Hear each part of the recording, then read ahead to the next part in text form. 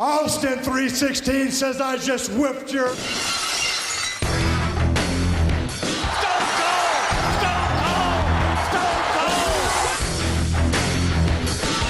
Sit there and call yourself the gorilla, yet you hee-haw out here like a jackass. What? I said shut up. You can kiss my ass. Kumbaya, my lord, kumbaya. What? And that's the bottom line, 'cause Stone Cold said so.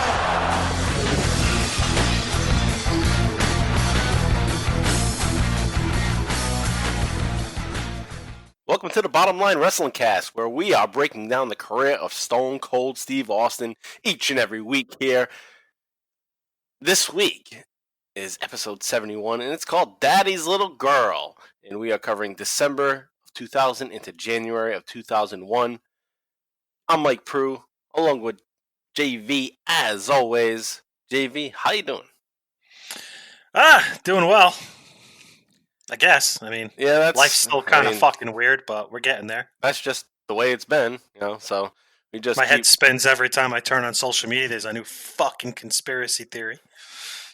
Yeah, that's the one thing that I don't even want to get into, and the one thing that I don't even want to, see. Come on. I knew it was going to happen. It was a matter of time. Our culture is just so driven by conspiracy theory. And for you longtime listeners, you know me, as JV calls me, Conspiracy Mike. I'm talking about wrestling. I'm not talking about the real world. But yeah, it's a matter of time when people start to question everything that the government does. So here it is. That's the way it is right now. But we're here to talk wrestling, so... And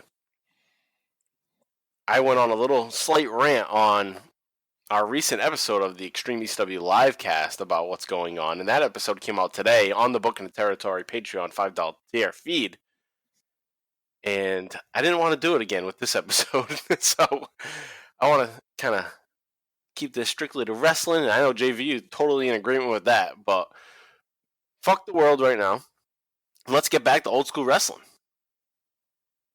How about that? It's funny that this is classified as old school wrestling now. It is. It's 20 years ago. I know. It's just reality check. I feel old. All right. So with that said, guys, thanks for coming back and checking out the Bottom Line Wrestling Cast. And as I said, we are breaking down the career of Stone Cold Steve Austin, and we are trucking along here, heading into a new year, 2001. 2001, the year I graduated high school. So, big year there for me. Hallmark year for me, 2001. So, with that said, we're going to get into some Daddy's Little Girl, is the name of this episode. So, that's going to be Stephanie McMahon centric. And I was surprised by this, doing the research and watching all the stuff, that she kind of broke out here in what we're going to get into.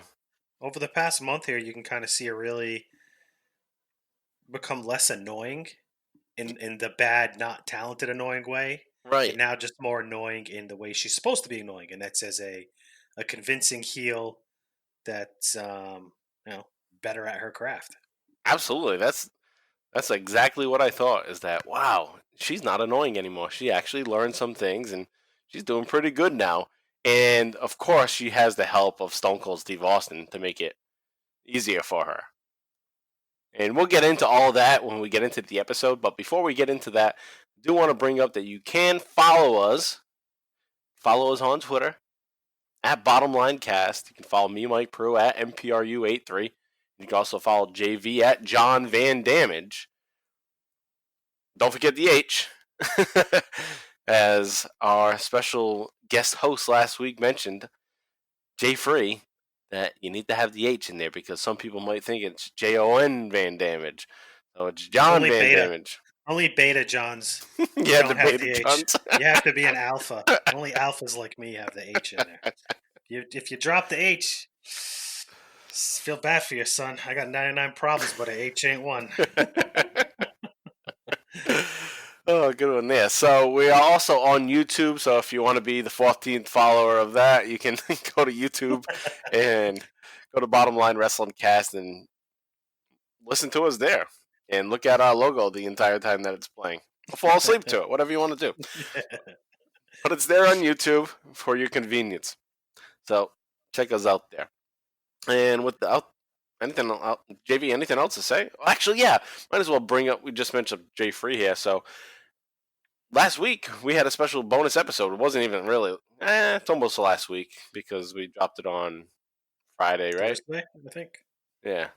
Oh no, it was Friday. Yeah, it was Friday. Thursday. Yeah. So we dropped it on Friday, and that's our new thing. We're gonna once a month. It's gonna be a monthly bonus episode, and we're gonna veer away from the way we do things here on the traditional Stone Cold episodes, where we're covering his career chronologically, and we'll just jump into a different topic of wrestling. So this first episode that we did as a special for the month of May episode was just covering what happened in April of 2020.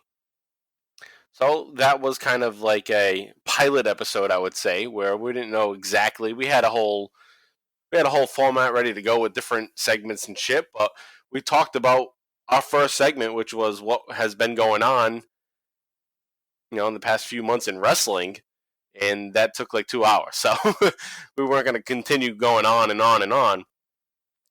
So that's what we talked about is April of 2020 on that. But the idea is that we'll kind of recap what happens each month in brief, not 2 hours, but maybe like a half hour, and then for like another half hour to an hour, we'll talk about another random topic about wrestling. So next month for the June episode, and they'll all come out the beginning of the month. So the beginning of June, within the first week of June, we'll have our new episode where we briefly cover what happened in May of 2020 in wrestling. Kind of like a roundtable discussion. Jay Free's the host from Free Your Geek, and he'll ask JV and I questions, and he'll give his own opinion and such. And then we'll go into another segment, and we're going to talk about WWF in 1995. And the idea behind that topic was that, and we wanted to do this, like I said, we had a whole scripted ready and all that. But the idea was we were going to do years that suck in wrestling because 2020 sucks ass. So let's talk about what years sucked in wrestling. And we had a few different years to talk about, but we can talk about 1 year for a whole episode. So that's what we're going to do next month on the special bonus episode.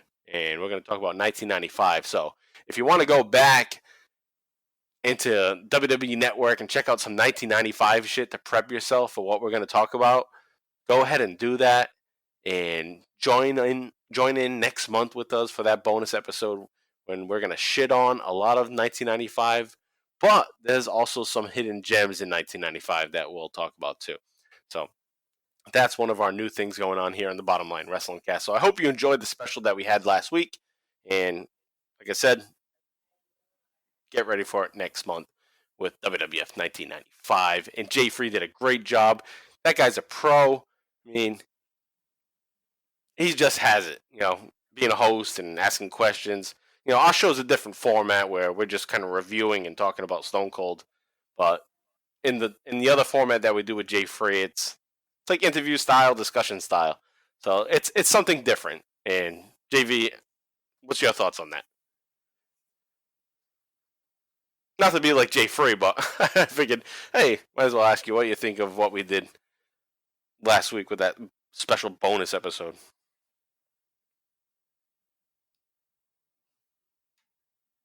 Did I lose you? Sorry, I guess I hit I'm still figuring out this new mic, and I hit the wrong mute button. Oh, because I have a tendency to breathe and sniffle into the mic when you're talking. But anyhow, yeah, I have nothing but good things to obviously say about Jay Free. I'm high on him as an on-air talent and a person, but and as a person. But as far as the episode itself, I liked it. I mean, it was kind of the format I liked. An hour to an hour and a half tops, and we covered a lot. And I kind of liked. We wanted to cover more, but we've had some productive conversations. After we recorded, and we have a lot of fresh ideas coming our way for our listeners, and I think they're really going to enjoy it. I think it'll be a nice break once a month from the Stone Cold stuff, and because eventually this Stone Cold ride's going to come to an end, and perhaps it sets us up for something a little bit more long term after we round out Stone Cold's career. Yeah, absolutely. It's kind of like a pilot of what we might get into, because I know Jay Free wants to do a show like that. So Yeah, who knows? Maybe one day that'll be the new show. I like the discussion we had because it was loose. It wasn't as structured, which I like. I like rambling. I like just shooting the shit type of shows. Though I am looking forward, I guess, to going over bad years in wrestling. But I like how we just talked about the business in general, what's going on, especially because there is a lot going on. I mean, Right. you got a legit alpha in WWE, and you got an up and coming potential alpha promotion in AEW. I mean, they've got all the financial backing and everything you need that you'd want to start a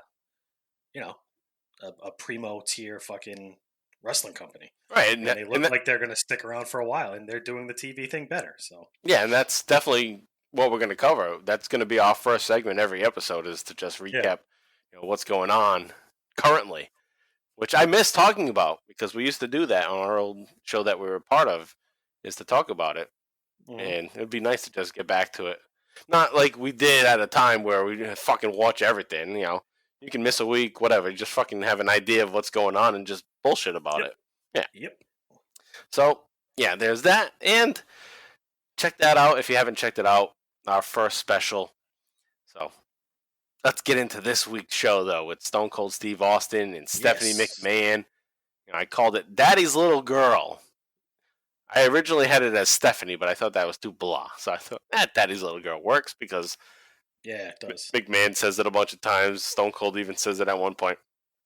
So there's that. So it's Daddy's Little Girl, and this show is going to kick off with covering Raw 395 from December 25th of 2000 in Chattanooga, Tennessee. So this is the Christmas special, and it was not on Christmas. They weren't making their guys work on Christmas Day. It was taped on December 22nd of 2000. And we're going to kick off right away with a backstage interview with Stone Cold Steve Austin. And he's going to talk about how this is a Stone Cold Christmas. So take a listen. It's very brief, and we'll be right back. Cold, people ask for many things during Christmas, but you're the first person, the only person I know, that would ask for a match against Kane. Is that right? Hell, I consider myself lucky, because this year for Christmas, I'm getting exactly what I want. And since Christmas is the given time of the year, that's exactly what I'm going to do. I'm going to give that big, sorry son of a bitch Kane the gift that keeps on giving, a certified Austin 316 brand can of whoop ass. And this ain't no ordinary Christmas this year for Kane, not by a long shot. This year, Kane is going to witness his own Stone Cold Christmas, and that's the bottom line, because Stone Cold said so. Stone Cold and Kane! All right, so last week when we left off, Stone Cold wanted a match with Kane, and the match was granted, so that's what they're building to right here. Michael Cole says that Austin is the only person he knows that would ask for a match with Kane for a Christmas present. So Austin says, I feel lucky because I'm getting exactly what I want for Christmas. It's a time of giving this time of year, and I'm going to give that sorry son of a bitch Kane the gift that keeps on giving. I'm going to give him an Austin 316 brand can of whoop ass. And I thought that was great, because he doesn't often say Austin 316.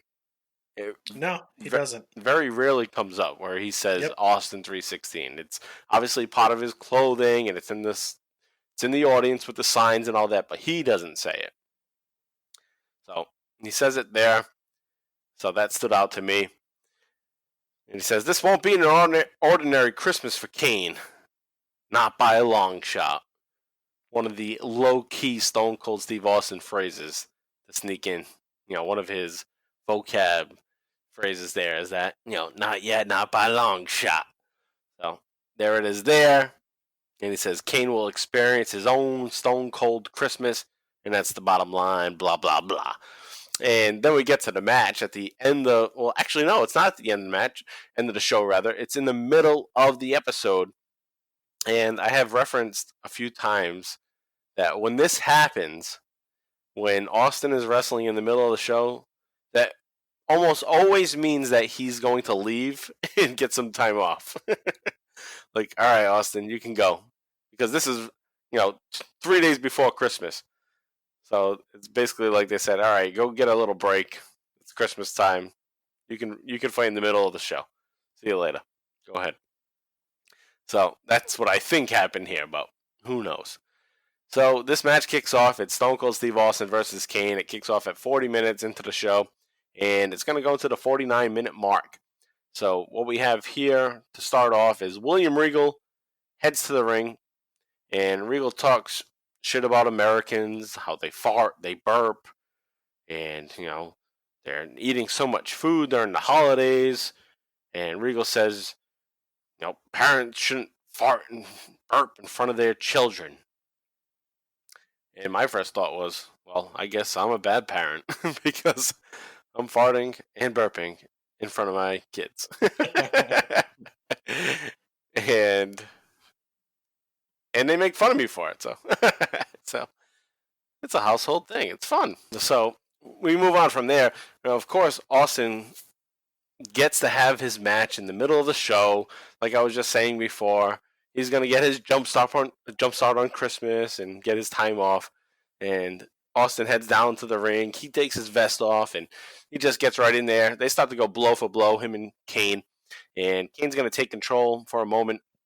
Austin fights back and leg drops Kane over the second rope, which was pretty impressive. We have William Regal on commentary, so this is still continuing on from what we talked about last week, where his rival, a rival of sorts, is William Regal. William Regal. What's that shitty word he uses constantly? Besmirched. Besmirched. Fuck that word. He besmirched me. He besmirched me. Yeah. So that I hate that word. It's used over and over again, and also Jerry Lawler continues on with it too. It says how Austin's been besmirched. So Regal gets besmirched rather. So that continues on and on. So the match continues from there. Regal's on commentary. He's pissed off that this heathen, Austin is a heathen, and he came in and ruined his speech that he was giving about how Americans fart and burp. So he's pissed about that. But it wasn't even Austin that interrupted him. It was Kane. So that's the funny thing, actually, is that Regal's talking in the middle of the ring. Kane's music hits, and that's what interrupts the speech. Kane gets into the ring, then Austin comes out. But here you have Regal on commentary saying that Austin screwed up his moment in the ring, given his tirade. Regal, get your shit together. You don't know what the fuck you're talking about. All right, so the match continues there. Austin clotheslines Kane out of the ring. They fight to the outside. Regal gets up from the announce table at this point, and then Kane whips Austin towards Regal. Austin clotheslines Regal. It's like he readjusted himself, like, oh shit, I'm going towards Regal, let me clothesline him. Boom. So Austin clotheslines Regal to the ground, and then he jumps right on him, starts to stomp on him. And then Austin turns around, he punches Kane down, and punches Kane actually on top of Regal. And then Austin slams Kane into the announce booth. Austin gets on top of him and starts punching away. So Austin's total control at this point. Austin gets Kane back into the ring, but nails him with an elbow to the throat on the ring apron. Nice signature little move there, another good spot. And Regal gets back up and sits down at commentary. So he's like, okay, he basically just dusts himself off. I'm going to sit down now. Okay. I just got my ass kicked, but I'll sit back at commentary. Catch my breath. And then Regal says he was molested. And JR says, molested? As if it was meant to be sexual. Like, what do you mean you're molested? But in English, England English, molested just means to be harassed in an aggressive manner. Not sexually molested, which is commonly used here in America. So that's why JR was surprised by the comment. Which is cool. It's a good twist because you have William Regal, who's using terminology from his culture, which Americans don't understand. A good play. Good play on words there. Especially during the Attitude Era, to say he was molested. So from there, Kane hits Austin with a big boot to the face, and that's followed up by a clothesline, and he goes for a 2 count. That's all he gets. Austin blocks the next big boot that comes, and he starts to work on Kane's legs. Kane rolls out of the ring and grabs Austin's leg and slams it into the ring post a couple of times. Then Kane goes to the top rope, and he hits his impressive flying lariat. That's probably my favorite Kane move. Yeah, because for a guy his size, it's just awesome. No, it looks good too. And usually when he's done, he like tightens up his glove. I like that's why I like Kane does a lot. Like especially before he does like a neck thrust, or even want to call it neck chop, I guess. Yeah. Neck stab. Yeah, throat. Yeah, throat. Yeah, throat. Thrust. Throat, yeah. Throat thrust. That's the word. Yeah. Is he like takes the glove and just like tightens it, like brings it down so that his hand's really in there. Get real tight. Yeah. Yeah. I don't know. He's like, I guess Taker does it too, but that's true. Taker did do that back in the gray gloves days. Yeah, he did do that. Kane is just I don't know. He does it better. Yeah. Not to hope talking Taker doesn't take any offense to that. We're not going to get any like Killing Kane podcasts or anything. Killing Kane. I don't know. Yeah, we're not covering Kane. I know it wouldn't be bad though. I like Kane. No, Kane's good, and it is for Undertaker, obviously, and it is a lengthy amount of time for Kane. Yeah, you could probably cover a lot for Kane. Yeah. But the thing is, with our show, if we were ever to do a style of show like this, we have to skip the Attitude Era because we've covered almost everything within the Attitude Era. You know what I mean? So if we're gonna say we were to do The Rock, it's like, yeah, we already talked about all that shit. Yeah. Can't really do it. Right. We'd have to go Ruthless Aggression Era. Yeah. And move forward. All right, let's do John Cena. But no. We already talked about what we might do when this show's over. And if we don't do anything, we do the Extreme ECW livecast on the Book in the Territory Patreon feed for $5. Yeah, and our bonus once a month episodes could turn into something more. That's right. So there's still content coming. Mm-hmm. But yeah, whatever. If you have ideas in hopes of what you think, oh, I wish you would cover this career, well, fucking tweet it to us and we'll look at it. Give us tweets. We need tweets. Bottom Line Wrestling Cast. All right, so anyway, Stone Cold is going to get back going here. He's going to do his 3 moves of doom. And that's the Luthez press, the punches, and the elbow drop. He nails Kane with those. Kane's going to fight back, goes for a choke slam. Austin punches out of it, kicks Kane in the gut, goes for a stunner, but gets pushed off into the ropes. Kane gets Austin into the tombstone, but Austin's going to wiggle out of it, and he gets right behind Kane. Kane's all confused. Kane goes for a clothesline. Austin ducks. Gut kick. Wham! Stunner. And now Regal gets back up on the apron.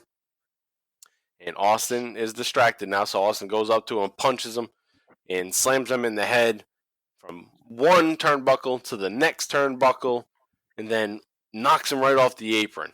Austin turns around, and there's Kane. Kane grabs Austin by the neck. Austin tries to fight out of it. He wiggles out of it again. Regal comes back into the ring. He attacks Austin from behind, and a DQ finish. So Kane and Regal attack Stone Cold. Regal gets a steel chair.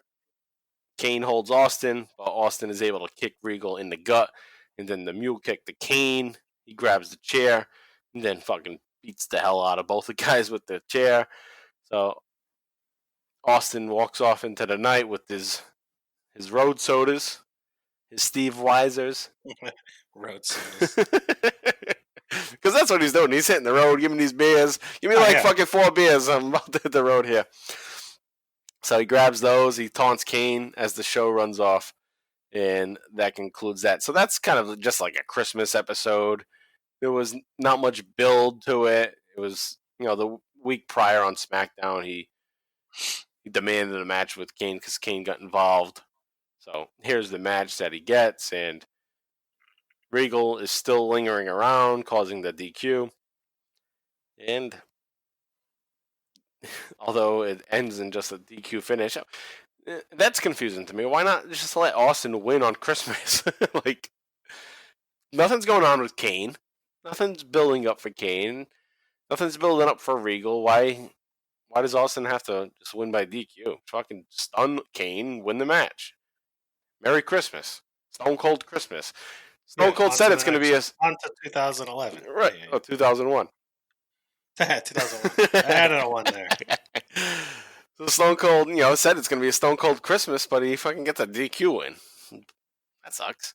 So anyway, he doesn't give a fuck. He drinks his beer and he leaves.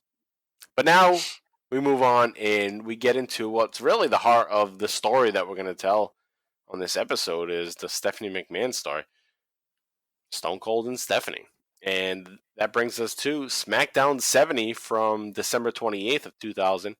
And it was taped on December 23rd, so just the next night. And this is in Nashville, Tennessee. And we're going to start with a promo by Stephanie McMahon Helmsley at this point. And I'm not going to play the audio, I'll just kind of run through it for you. But the promo starts off at 36 minutes into the show. And Stephanie wants to share her New Year's resolution. Okay, so it's just days before the New Year. And she wants to share what she wants to change about her life. And it's funny, it's like she doesn't really want to change much about what she wants to do for herself. She just wants to make sure that she gets respect. So she wants other people to change for her. So it's not really her New Year's resolution. She wants other people to change, to respect her. So I thought that was pretty ironic and funny. In a McMahon style of way. I don't need to change. You need to change for me. Yeah, that's a daddy's little girl thing to say. Yeah, exactly. There you go. Daddy's little girl. So she says she wants respect. She wants what she deserves. Then Jerry Lawler on cue says, I want to know what she deserves. Obviously it's like, give me what I deserve. Pounding, basically, Yeah. So Stephanie talks about her father, talks about Triple H, her husband, in quotes at this time, and how great they are. And she thinks it's all going to come true tonight on SmackDown. But tonight is just getting started. So she's all excited to talk about what she has in store for this episode of SmackDown. But Stone Cold's music's going to hit. And Stone Cold's coming out to screw up her night big time. So let's take a listen to this interaction between Stone Cold and Stephanie McMahon. It's a pretty lengthy one, so, about 5 minutes or so. So take a listen to that, and then we'll break it down after you take a listen. Come on, Rattlesnake. Tell me your respect. I think it's great that you come out here with all your little resolutions and all that. But I don't think there's one person here, including Stone Cold Steve Austin, that gets a rat's ass about all your resolutions. Oh my God, did he just say that? That's unanimous. You come out here saying about what you deserve, what you want. There's only one thing Stone Cold Steve Austin wants, and that's a shot at the WWF title. He deserves a shot at the title, Kane. Is that a fact? You damn right that's a fact. Now listen, I didn't come out here to raise hell or ruffle your little feathers. I'm just here to let you know right now that I ain't gonna come out here week after week playing your stupid little games. Until you grant me a WWF title shot against Kurt Angle, hell, I can find plenty of ways to keep busy. I can show up at these arenas, and I can drink beer, and I can raise hell. He already does that. And I can drink some more beer. And I can raise some more hell. Austin desperately wants a title shot. Well, Austin, you make a pretty convincing argument, but Wait a minute. Please. Show some respect. But quite frankly, nothing personal. I just don't think you deserve one. I don't agree with her there. It doesn't matter whether you agree with her or not, Michael. That cut Stone Cold deep, didn't it? I don't think I heard you very well. You said what? I said you don't deserve a title shot. What's the matter? You can't hear me? I bet he heard that. If you think Stone Cold deserves a title shot, give me a hell yeah. Well, so much for the silent majority. Now, maybe I don't hear so well, but I just heard about 18,000 hell yeahs. That's all your beer drinking buddies. They're probably drunk. You can hear as many hell yes as you want. But the fact of the matter is that my opinion overrides 18,000 people. And my opinion... That's a woman in charge right there. A woman of authority. My opinion hasn't changed. You do not deserve a title shot.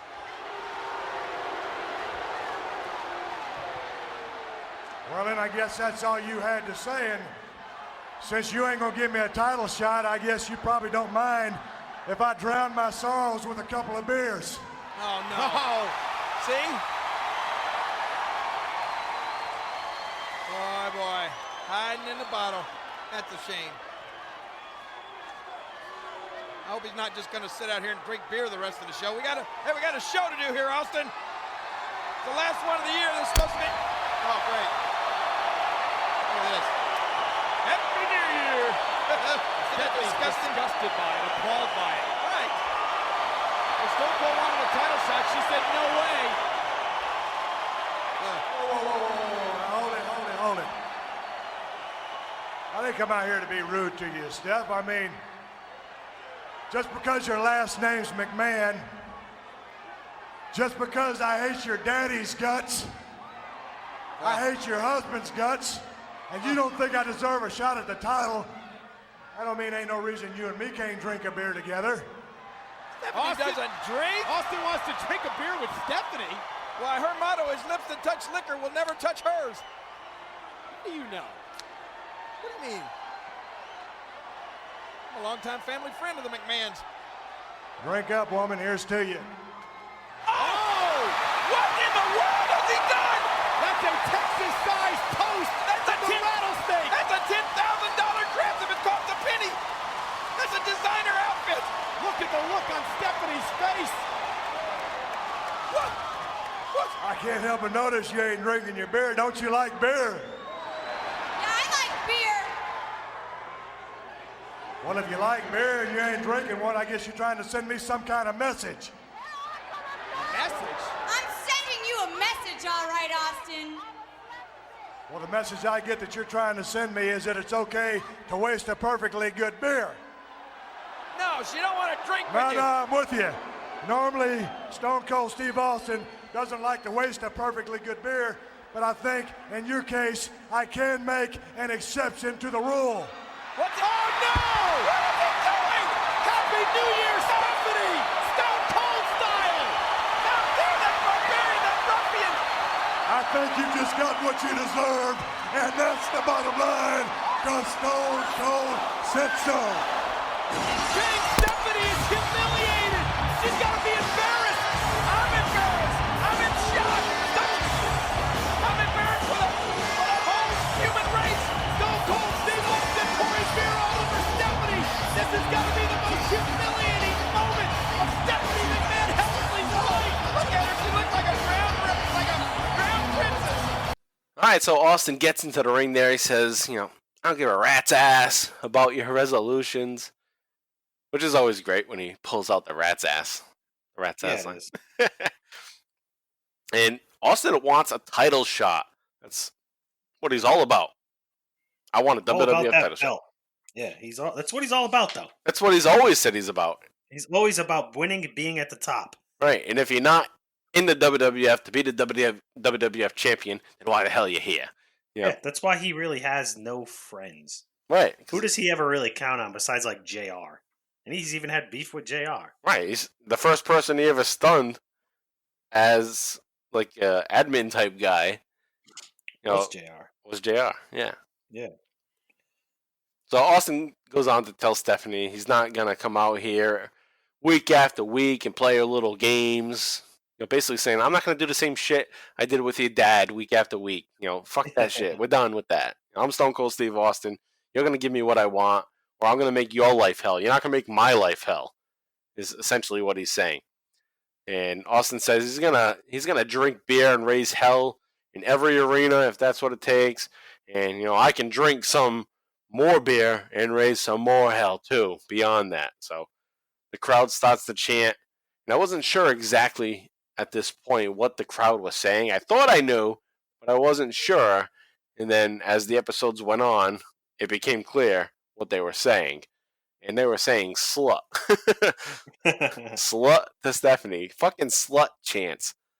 Slut, slut, slut. That's Imagine crazy. that nowadays. It'd be all over Twitter. Oh my Should God. WWE be reprimanded for the behavior of their crowd? What are they doing to the country? Yeah. It would be shit like that. Whereas you could watch The any Attitude Era would never work now. They would just get destroyed. That shit, they'd get destroyed. It's just so crazy because you can watch any other fictional show and they say shit like that. And, Oh yeah, like Game of I guess Thrones. oh yeah. When whatever the fuck her name was shamed. She had to walk naked and shit. Yeah. Everyone's throwing shit at her, and she, so it's a fucking show. That's the thing. But this always gets the idea that, not the idea, but it always gets the thought of being reality. But everyone loves to say wrestling's fake, but when it comes time to criticize it, you act like it's real. Yeah. It's only real when they want it to be real, and it's only fake when they want it to be fake. Right. And when the whole time it's fucking fiction. Right. There's a staff of writers writing this shit. And you can't control the crowd, so none of their talent said slut. Although Jericho got kind of close to it at times. But anyways, with that slut chant, I first thought it was, maybe they're saying stun. I was like, slut, that seems pretty extreme. Maybe they're saying stun, like fucking stun her ass right now. Yep. But yeah, it was slut. So Stephanie goes on to say that Austin doesn't deserve a title shot, and she says, I don't think I heard you very well. You said what? So what's the matter? You can't hear me? Then Austin asks the crowd, do I deserve a title shot? And then they say, hell yeah, of course. And Austin informs her, like he likes to do all the time, in case you got a little problem with your hearing, the crowd just said, hell yeah. It's almost like, when he says, 1,800,000 people just called you a jackass. Yeah. That thing. So Stephanie says her opinion matters more than the opinion of 18,000 people. You do not deserve a title shot. And this is when Stephanie's like clicking with me, like, wow, she's fucking holding her own with Stone Cold and cutting a good promo with him right here. But that's what you need to get better. You need to feed off of the energy of somebody that can control it. Yep. And that's exactly what's happening in this promo. Stone Cold and Stephanie. So Austin says, I guess you won't mind if I drown my sorrows with a couple of beers. So Austin gets a couple of beers. He downs them. Stephanie has this look on her face like, what the fuck's up with this guy? So Austin says, just because I hate Vince, I hate Triple H, and just because you didn't give me a title shot, doesn't mean we can't have a beer together. So Austin grabs a couple more beers. Austin cheers. He goes to cheer. And he just fucking splashes beer all over her tits. Awesome. And this is going to be a reoccurring theme, basically. Yep. And my initial thought is, wow, Vince is willing to use his daughter as like a sex type symbol, basically, on his programming. I actually thought the same as this was all unfolding and I was watching it. I was like, damn, like this is his little girl. This is his daughter, and he's just straight allowing her to like act the way she does, show off like pots. I don't know. It's not like she's naked, but like be provocative in that way, like a Right. sex symbol, really. Yeah, I guess we got to consider that she is at this point part of the creative team. Yeah. So that's she one came thing up with it, probably. Yep. You know. And that's how the McMahon family works. If you want to be on the show, you have to be a part of the show, involved in the show. Even if it's behind the scenes, you have to take it in the chin on screen. You have to earn your due. Right, and Vince done it. Shane McMahon obviously had done it with his falling off of shit. Linda's been involved. Right. Yeah, and they all get put in situations that are embarrassing, usually. Yep. So, yeah, good point there. So you get that beer splashed all over her, and she can't believe it. And Austin says, I can't help but notice you're not drinking your beer. Then Stephanie's response is even great, and it's even cute, too. She's like, yeah, I like beer. Austin says, usually he wouldn't like to waste beer, but in this case, he'll make an exception to the rule. And then he dumps the beer all over Stephanie's head, which is a great scene. A great little image there is to just see the beer and her face, like being this little prissy daddy's little girl and having this beer spilled all over her. And Austin just laughing about it. Right. Yeah. A millionaire or even a billionaire. I don't know. I'm not sure what he was at this point. Yeah, same here. But just to see her like that. But it's also funny because it's like, yeah, you're also the girl that probably that happened to at a frat party or something. But now it's happening here on national TV, and Stone Cold's just exposing you. Like, this is what you really are. Fucking, you're a party girl. Or what Vince had said about Linda a couple weeks back, a good time girl, or whatever it was. Something like that. Yeah. But the thing that stood out here when Stone Cold says that, where he says, I don't like to waste beer. It's like, you pretty much waste beer all the time. Every time. He's probably fucking, public enemy number one when it comes to alcohol abuse. Yeah. Beer abuse. Well, exactly the phrase I wanted to use. He's not only an alcohol abuser, he abuses alcohol. So there's that. So good little line there, but ironic. So there's that. Stone Cold says that, I think you got what you deserve, and that's the bottom line, because Stone Cold said so. The crowd's fucking going bananas for this. It's great. And Austin leaves the building and drinks a beer as he walks out of the building. So 2 episodes in a row, Austin's just drinking beers, leaving. Like, all right, I'm out of here. There we go. So that'll bring us now to the next episode. So Stephanie's obviously going to be pissed here. She got embarrassed. And this brings us to the New Year episode. It's the first episode of 2001. It's Raw 396, January 1st, 2001. It was taped in December 29th of 2000. It's in Austin, Texas. And I think off the top of my head, the last time they were in Austin, Texas was the time that Austin went to the bars with Briscoe and Patterson and Vince McMahon were looking for him. Remember that? Pretty sure that was the last time. Was it? I don't remember. Just a aside off the top of my head. Could be wrong. Could be right. Whatever.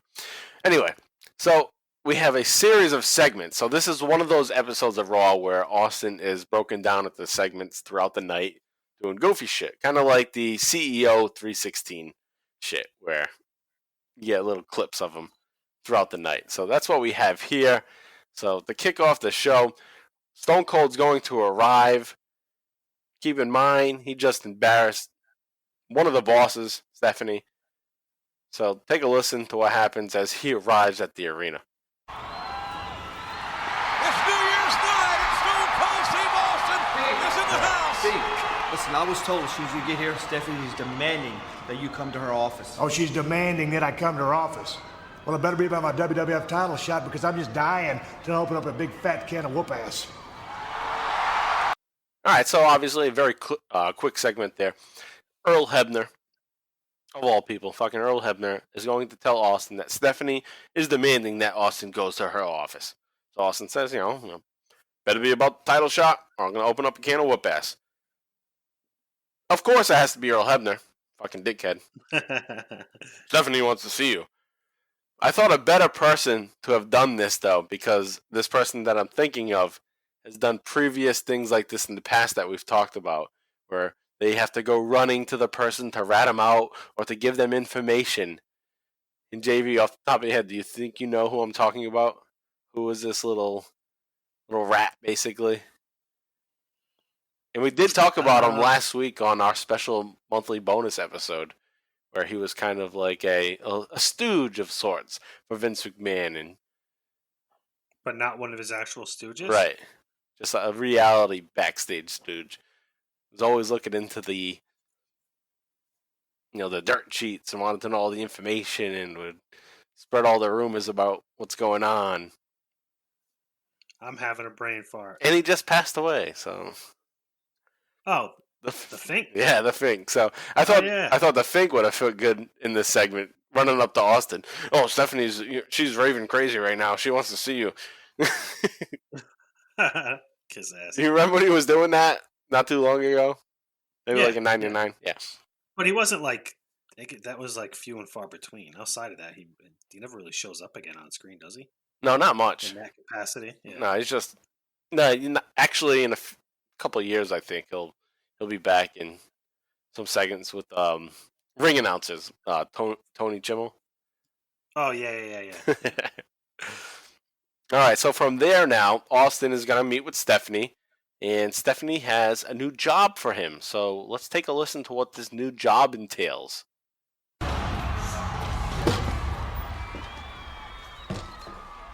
Austin, I'm so glad you could make it. Yeah, I bet you are. I heard you demanded I come to your little office, so I hope that you're here to talk about my WWF title shot. Title shot? Well, like every other WWF superstar, you have to earn a title shot, okay? And going off of what you said on Smackdown about loving to drink beer and raise hell, I've come up with a little job I think you might enjoy. Have you? I have. And since you are under contract to the World Wrestling Federation, you better make do. Tonight, you'll be taking Kevin's job. And you better make sure that you sell every last ounce of these beers. And I threw in these hot dogs to boot. Hold on, you want me to drink it or do you want me to sell it? Oh, no. Austin, you better sell every bit of this beer. Because if you don't, you will never, ever get a title shot. Better hurry up. Oh, and Happy New Year. Yeah.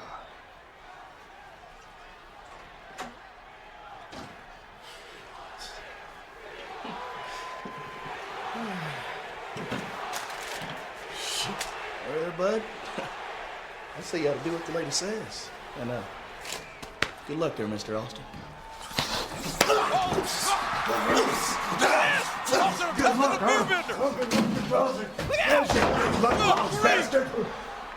Stone Cold snapped! Good luck. Oh, what a night! Hey, come on out here, Austin! I'll take a beer! I can't believe this! All right, so Austin shows up into Stephanie's office, a locker room, whatever the fuck it is, and wants to know, what's this about? This better be about my title shot. And Stephanie says, you got a new job. You like to say you drink beer and raise hell. Well, this is what you're gonna do. And Stephanie pulls back some kind of, I don't know, it's not a curtain. It's not like a Venetian blind. It's some kind of fucking barrier, whatever it is. But Stephanie pulls it out of the way and reveals a beer vendor, a Budweiser beer vendor, in cases of Budweiser hot dogs. She says, tonight you'll be taking Kevin's job. And Kevin looks like fucking Biggie Langston standing there. Yeah, he does. He's probably obviously like an enhancement talent, as I'll get to in a second when I talk about what happens at the very end here. But he says, and Stephanie says, you better make sure you sell every ounce of beer along with all these hot dogs. There's just stacks of beer in the background. Yeah, it's like a huge display. It's basically a commercial for Budweiser. Yeah. So Austin says, you want me to drink or sell it?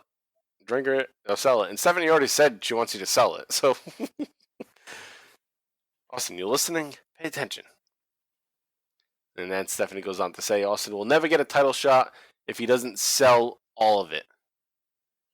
Now, this is one thing that got me thinking. The way she phrases it, she says, you'll never get a title shot if you don't sell it.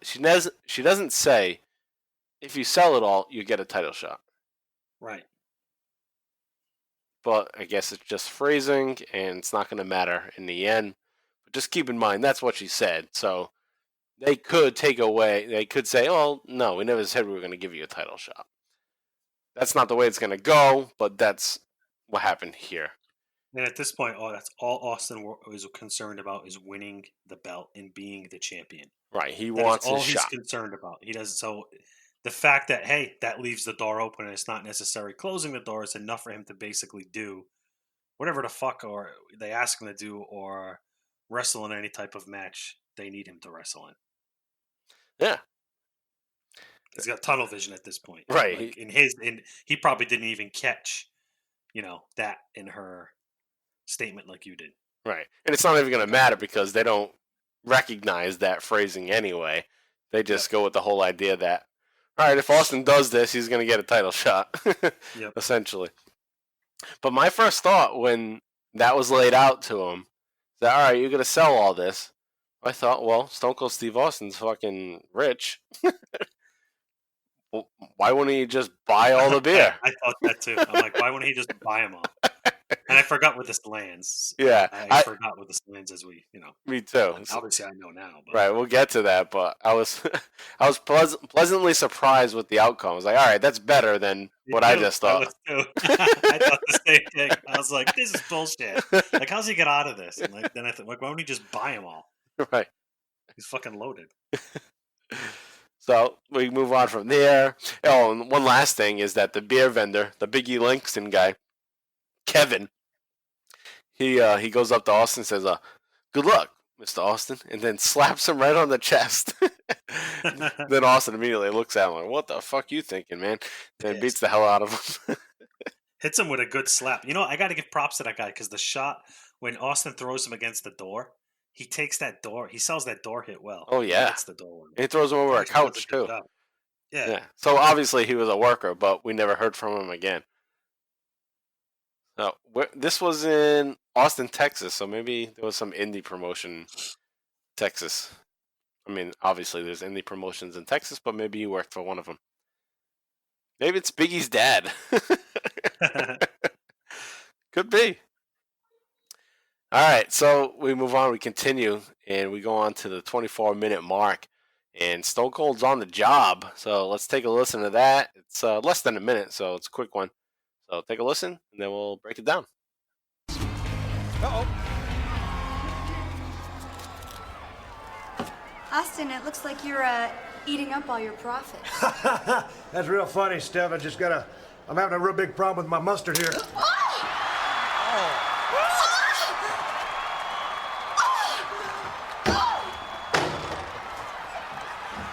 You want any onions with that? What in the world? He can cut the mustard, can he? The rattlesnake idiot! All right, so Austin is getting ready with this hot dog tray. He's got the beer. He's all ready to get out there. And Stephanie comes out and says, "It looks like you're eating up all your profits." And then Austin gives a nice, huge fake laugh. Ha! It's a really good fake laugh. then I'm having a real problem with this mustard. And then again, he splatters the mustard all over her chest. So it's just a running gag at this point, where Stephanie is writing in like I said, she's the writer. She's like the head writer at this point. She wants her boobs to be part of the show. Yep. And I think she has implants at this point because maybe I thought so too, but I couldn't figure it out. I feel like they look bigger than they were. yeah, but it could just be the bra because it seems like they get Could be the bigger, so bra, they can- or it could just be yeah. she's more mature, maybe put on more weight. Not to say she gained weight like in a bad way, but became more of a woman, Yes. Yep, I know what you mean. and they become bigger. So maybe it was that. But anyway, she's now accentuating like, look at my breasts. I'm a sex symbol too, kind of thing. Yeah, I mean, she's competing with a lot of other women on the show, so Right. and at this point, that's a big part of their product. Oh yeah, Attitude Era, 2000. So, You have Lita out there, Trish out there. If she's gonna be a main girl out there, you got a cat out there. You got there's got to be sex appeal to it. Yep. So there's not been one other girl, Trish, Lita, that has had shit squirted on their tits, which is the most sexual thing that every adolescent, 20-something-year-old, 30-something-year-old, fucking whatever man out there watching this is thinking of doing to a girl. And that's what she's allowing to happen to her. So she's like stepping out. Like, I may not have the biggest tits compared to all these girls, but shit's getting squirted on mine. yeah, Use your a lot more imagination. sexual innuendo going on Right. there. So that's got to be her line of thinking with the writing. And again, to say her dad was like, sounds great, kid. Yeah. Love it. Good shit. Such good shit. Let that shit all over your titties. All right, anyway. All right, so she gets the mustard all over there. And that's great. It's funny. It's just comedic. And I love when Austin becomes comedic. It's gradual. It's a nice change because we covered 96, 97. Stone Cold is Stone Cold. And then we have 98 into 99 where he's the champion and trying to get his title back. But we're getting to the point now where he's starting to become a different character. And at this point, I think you agree with me, that the Austin of 98, 99 is becoming stale. I want something different out of him. A little bit more comedic, in a sense. And I think we're starting to get to that. Yep. We see it with like the vehicle shit and all that, but it's not like comedy. Like gags, like squirting mustard or spilling beer on somebody. That's gags. That's a different kind of humor for him. So I like to see that. And I think that's where we're heading into 2001. And then the great thing after the whole mustard thing is, you want any onions with that? So Austin starts to drink more beers, and that tray. I mean, I've been to numerous Red Sox games and the vendors. I don't know how that apparatus works, but is it just a fucking strap over your neck that's hanging there? Or is there any kind of back support, a harness? I think nowadays they have back support because I've seen them recently and they're almost like around the hip. Yeah, right? That's what I thought. Yeah, like they go over the neck and then there's like a strap around their back. So it's like not as top heavy on their neck. Yep. I mean, but this is also 20 years ago, so I'm sure. But yeah, even imagine 20 years ago that was your job and you had that just on the top of your upper back or neck. All that shit in there. Whew. I mean, Stone Cold can handle it because he's built and strong. But most people working as vendors are like us, Yeah. And that's gonna do some damage. So anyway, he has that. That's what he's wearing, and that's gonna come into play into the next segment. So we'll move on to that. So Stephanie is gonna interact with Austin one more time here, and this is another lengthier one, so about 5 minutes. So take a listen to that, and then we'll be right back to break it down. No, it's not beer.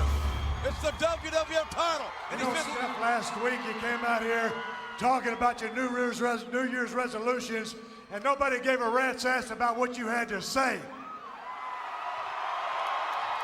There's only one resolution Stone Cold Steve Austin's got, and that's to get a World Wrestling Federation title shot. So since I sold all your little beers and hot dogs, I want you to bring your ass out right now and give me my title shot. Sold him. He didn't sell anything. You go tell him that. You tell him. I don't know what part of bring your little ass out here right now. You don't understand. It's real simple. I'm not asking you to come out here. I'm telling you to come out here. And if I have to, I'll go back to the locker room and drag your little carcass to this ring. You can't be that demanding with a McMahon. Well, Cole doesn't care that Stephanie is in charge. And here comes.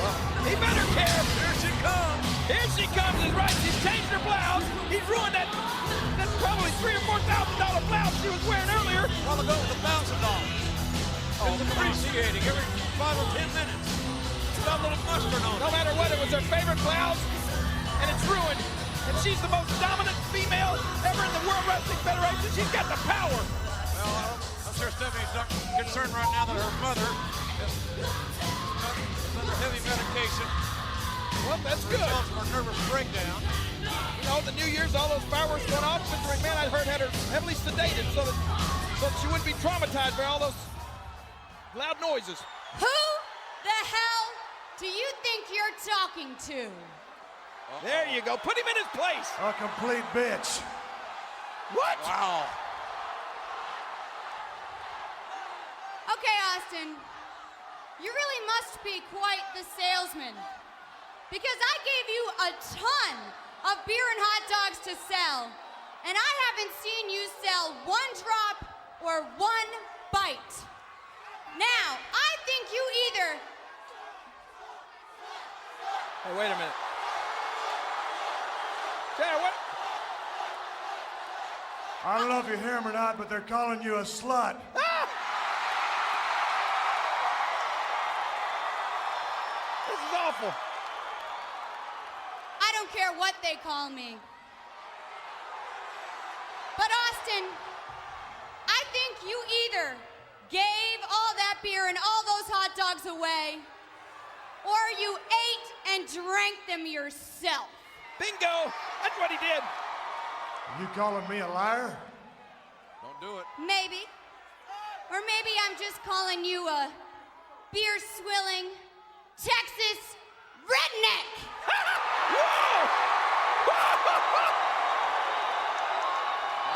Hell, I appreciate the compliment, but the fact of the matter is, I found a couple of thirsty sumbitches back there who bought every single beer I had, and I think you knew who I'm talking about.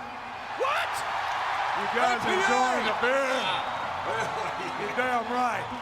So I guess the bottom line is, Steph, since I done sold all your little beers and ate all the hot dogs, that I won't be needing this sumbitch anymore, but I think it might look kind of cute on Daddy's Girl.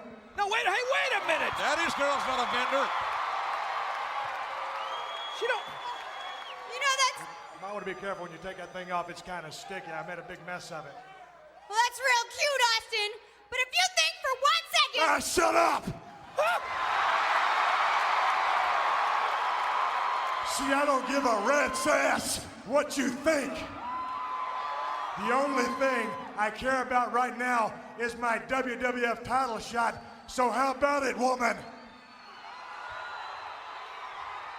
If you think, Austin, for 1 second, that you can humiliate and embarrass me the way you have my father, you better think again. Help her with that thing. It's heavy. Get it off of her. Idiot. But...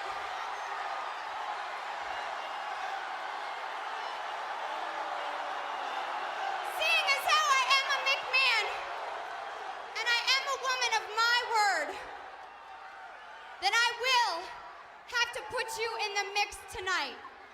What? Mix. You sold all your beer, you did your job. So tonight, in this very ring, you will face William Regal. William Regal? He's not the WWF champion. And the winner of your match will face the winner of the Rock Kane match. Uh-oh. Who will face the Undertaker in a triple threat match for the #1 contendership to the World Wrestling Federation Championship on Smackdown. She is in charge. But Austin, I wouldn't be too disappointed when I lose if I were you. And you show up at the arena on Smackdown and find yourself with a job more suitable to your talents, like scrubbing toilets. Ooh. It smells like you've been scrubbing toilets with your toothbrush, woman. What? You understand what I'm saying? You can sit there and look me in the eyes when I tell you this. You can jerk around everybody in the back, but if you think Stone Cold Steve Austin is going to keep playing games with you week after week, you got another thing coming, and I will make 2001 the single worst year of your life. She's been warned. Are you threatening me, Austin?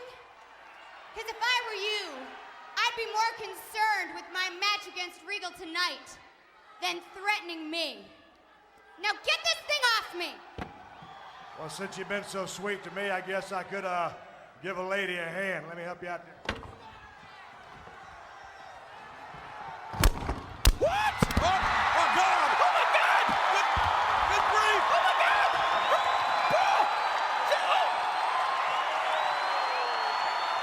Oh my gosh! He disrobed her! He did. Oh, was it? Had more foam in that broad than one of my beers.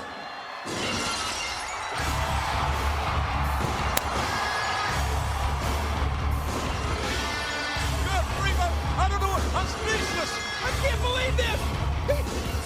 That was intentional, JR. You think? He ripped Stephanie's flat. All right, so Stone Cold heads out to the ring. He has his empty tray, so it looks like he's completed his job. But he has one last beer left in hand. And Austin gets in the ring. He reiterates that his New Year's resolution is to get the title shot. Austin says he sold all the beers, all the hot dogs that Stephanie wants, and she needs to get her little ass out here, or he's going to drag her little ass out here right now. And Stephanie heads out there with a nice new clean outfit, since he just dumped beer, or spilled mustard rather, all over her last one. She goes out there, she says, "Who the hell do you think you're talking to?" And then this shocked me when Austin said that. He says, "I'm talking to a complete bitch." Which kind of reminds me of the way we were in high school when a girl would say something like that to us. "Who do you think you talk to?" "Yeah, bitch." Yeah. Yeah, shut up, bitch. Yeah, just different times, and Not saying I'm immaturity. proud No, to talk to a woman like that, but hey, no, that's what you do when you're a kid. it's all fair game when you're a kid. Yeah. Respect, whoop, out the window. Yeah, no shit. So Stephanie doesn't believe that Austin sold any of the beers, the hot dogs, and the crowd starts to chant "slut" again. And that's when I realized, like, okay, yeah, they are saying "slut." And then Austin takes it a step further, and this even shocked me even more. He says, "I don't know if you heard, but they're all calling you a slut." So back to that whole Vince McMahon. I don't know if you hear, but they're calling you a jackass. But for Stephanie, they're calling you a slut. And that's exactly what she wants. So, again, back to her being in the writing staff, she is eliciting the response that she's created. Like, she didn't tell the crowd to say that, but because of her actions, she's making them say that and getting her huge heat. So she's fucking awesome at this point. I mean, underrated at this point in her career. But I also have to say that Chris Jericho did help out a lot with that whole with Stephanie, his comments. right? Yeah. So they're kind of picking up from there, and then what she's doing now is also building that. So good team effort with Jericho and Stephanie, and also now Austin in the mix. So anyway, Stephanie thinks that Austin gave all the hot dogs, the beers away, or he drank them all. Austin says, "What are you calling me, a liar?" Stephanie says, "Maybe, but maybe I'm calling you a beer-swilling Texas redneck." And remember, they're in Austin, Texas, so the crowd's like, "Yeah, awesome, we are beer-swilling rednecks, fuck you. Slut, slut, slut, slut." What a good time it must have been for everybody there. Just drinking beers, calling Everybody people sluts. drinking beers, titties hanging out everywhere. That was wrestling in the 90s. Shit. So, anyway, Austin reveals that he sold the beers to a few thirsty and hungry son of a bitches in the back. And as JV and I were just alluding to, this was the right way to go. And they go to the Titantron and they show the APA and Jacqueline drinking and eating the hot dogs. It's like, that's perfect. Of course they would buy it all. And they're back finally too. That's another thing. They've been out of the picture for a while, so here they are back. They're back in their little clubhouse, their office, and they got some beers and hot dogs from Stone Cold. So he sold them, and Austin wants his title shot. So Stephanie decides, okay, I'll keep my word, even though that wasn't her word. She's so dumb she didn't realize what she said. She could have wiggled her way out of it. If her father was around, he probably would have told her that. But he's too busy banging Trish Stratus at this point during the holiday break. Yeah, that's the one of the ongoing storylines is Vince is with Trish. That's why he dumped Linda. Oh, that's right. Yeah, I remember. Yeah. Oh no, I thought you were giving some like behind the scenes dirt. Oh no, not real life. But at the time, I did think it was real. I just assumed, well, he probably is fucking her. Fucking idiot. He probably banged Sable. He probably banged Trish. Who the hell knows? I thought the same. It's good fucking him. Yeah, everyone's fucking each other. Yeah. He's rich. Corporate. Of course he's got what them. They do. Yeah, imagine the lawsuits though that could have came if he did any of that kind of shit. Especially from Sable. Sable would have fucking bent them over. All right, so anyway, Stephanie makes the match for Austin, gives him the title shot. She says, well, you have to defeat William Regal tonight, and then you'll face the winner of Kane versus The Rock and The Undertaker. So what's going on at this point is that there's kind of like a mini tournament going on for who's going to be the number one contender to go up against Kurt Angle on the January 8th episode. So there were two matches. It was The Rock versus Kane and Undertaker versus Rikishi earlier in this episode of Raw.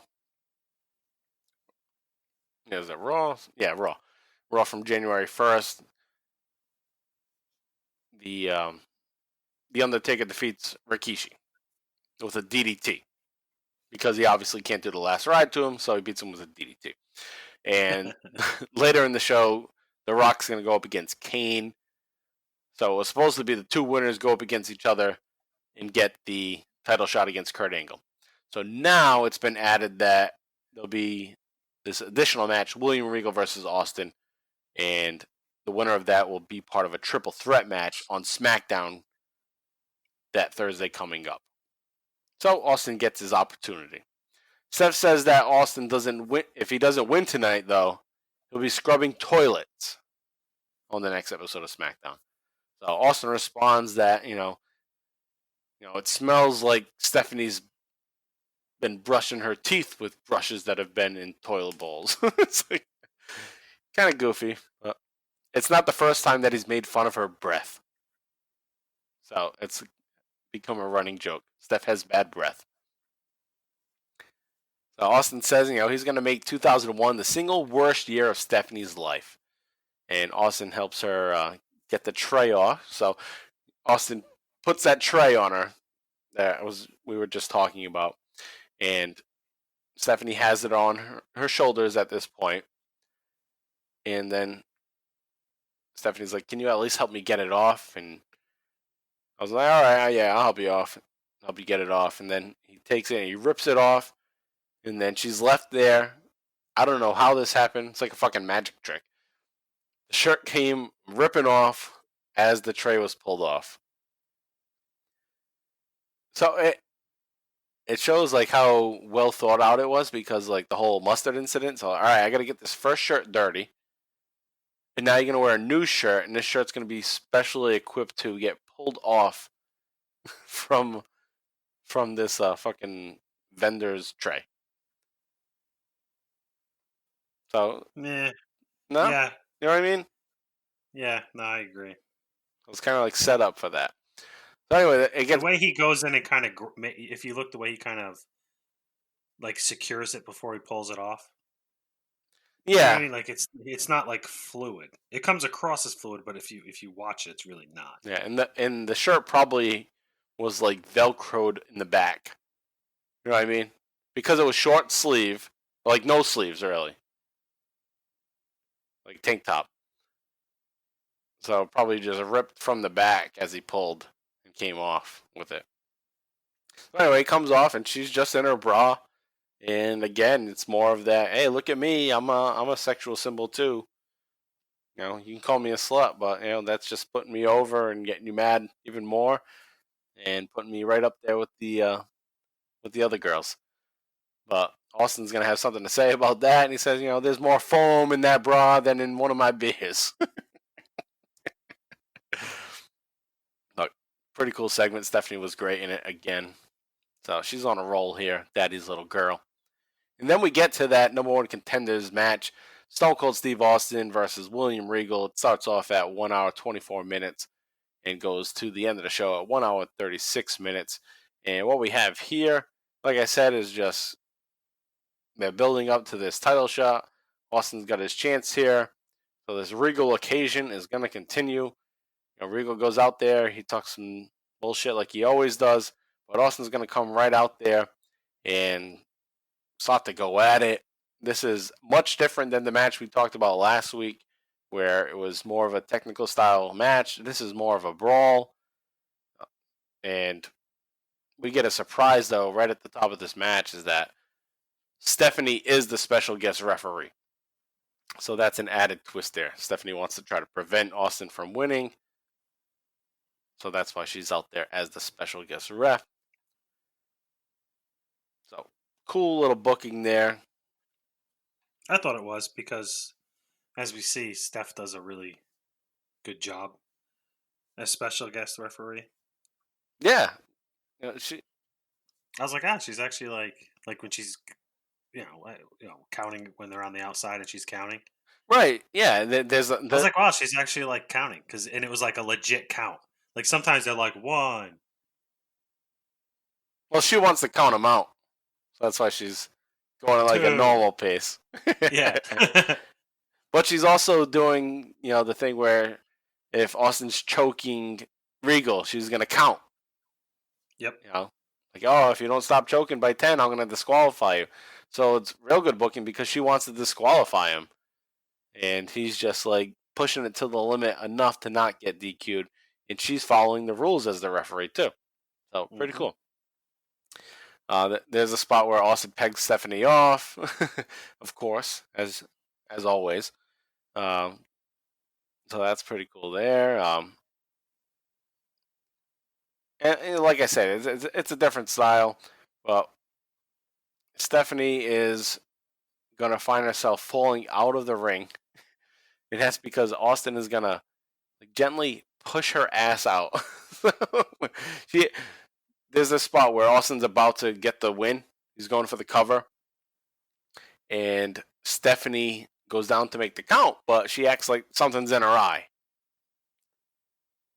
And that pisses Austin off. She's pretending like there's something in her eye. She walks away. She goes over towards the rope, bends over, and Austin just taps her in the ass, and she goes fucking falling out of the ring. So, cool little spot there. And Regal's going to fight back. And then, because there's no referee, who's going to show up? It's going to be Earl Hebner, of course. So, he slides in to take over for Stephanie. But Regal knocks out Earl. He gets dropped. Yep. Yeah. Because Regal's like, well, you're not going to help me. I'll wait until Stephanie's back. Yeah, fuck off, buddy. Yeah.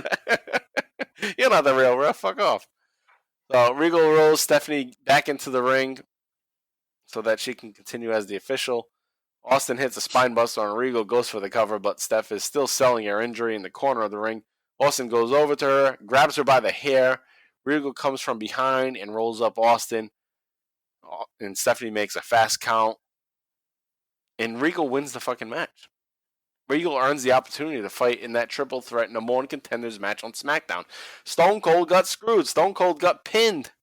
I thought that was awesome. Because you expect, obviously. Yeah, me too. No, obviously he's going to win. Coming. Right. I forgot, yeah. Yeah, I mean, Like, this is something at I the was like, what the fuck? right.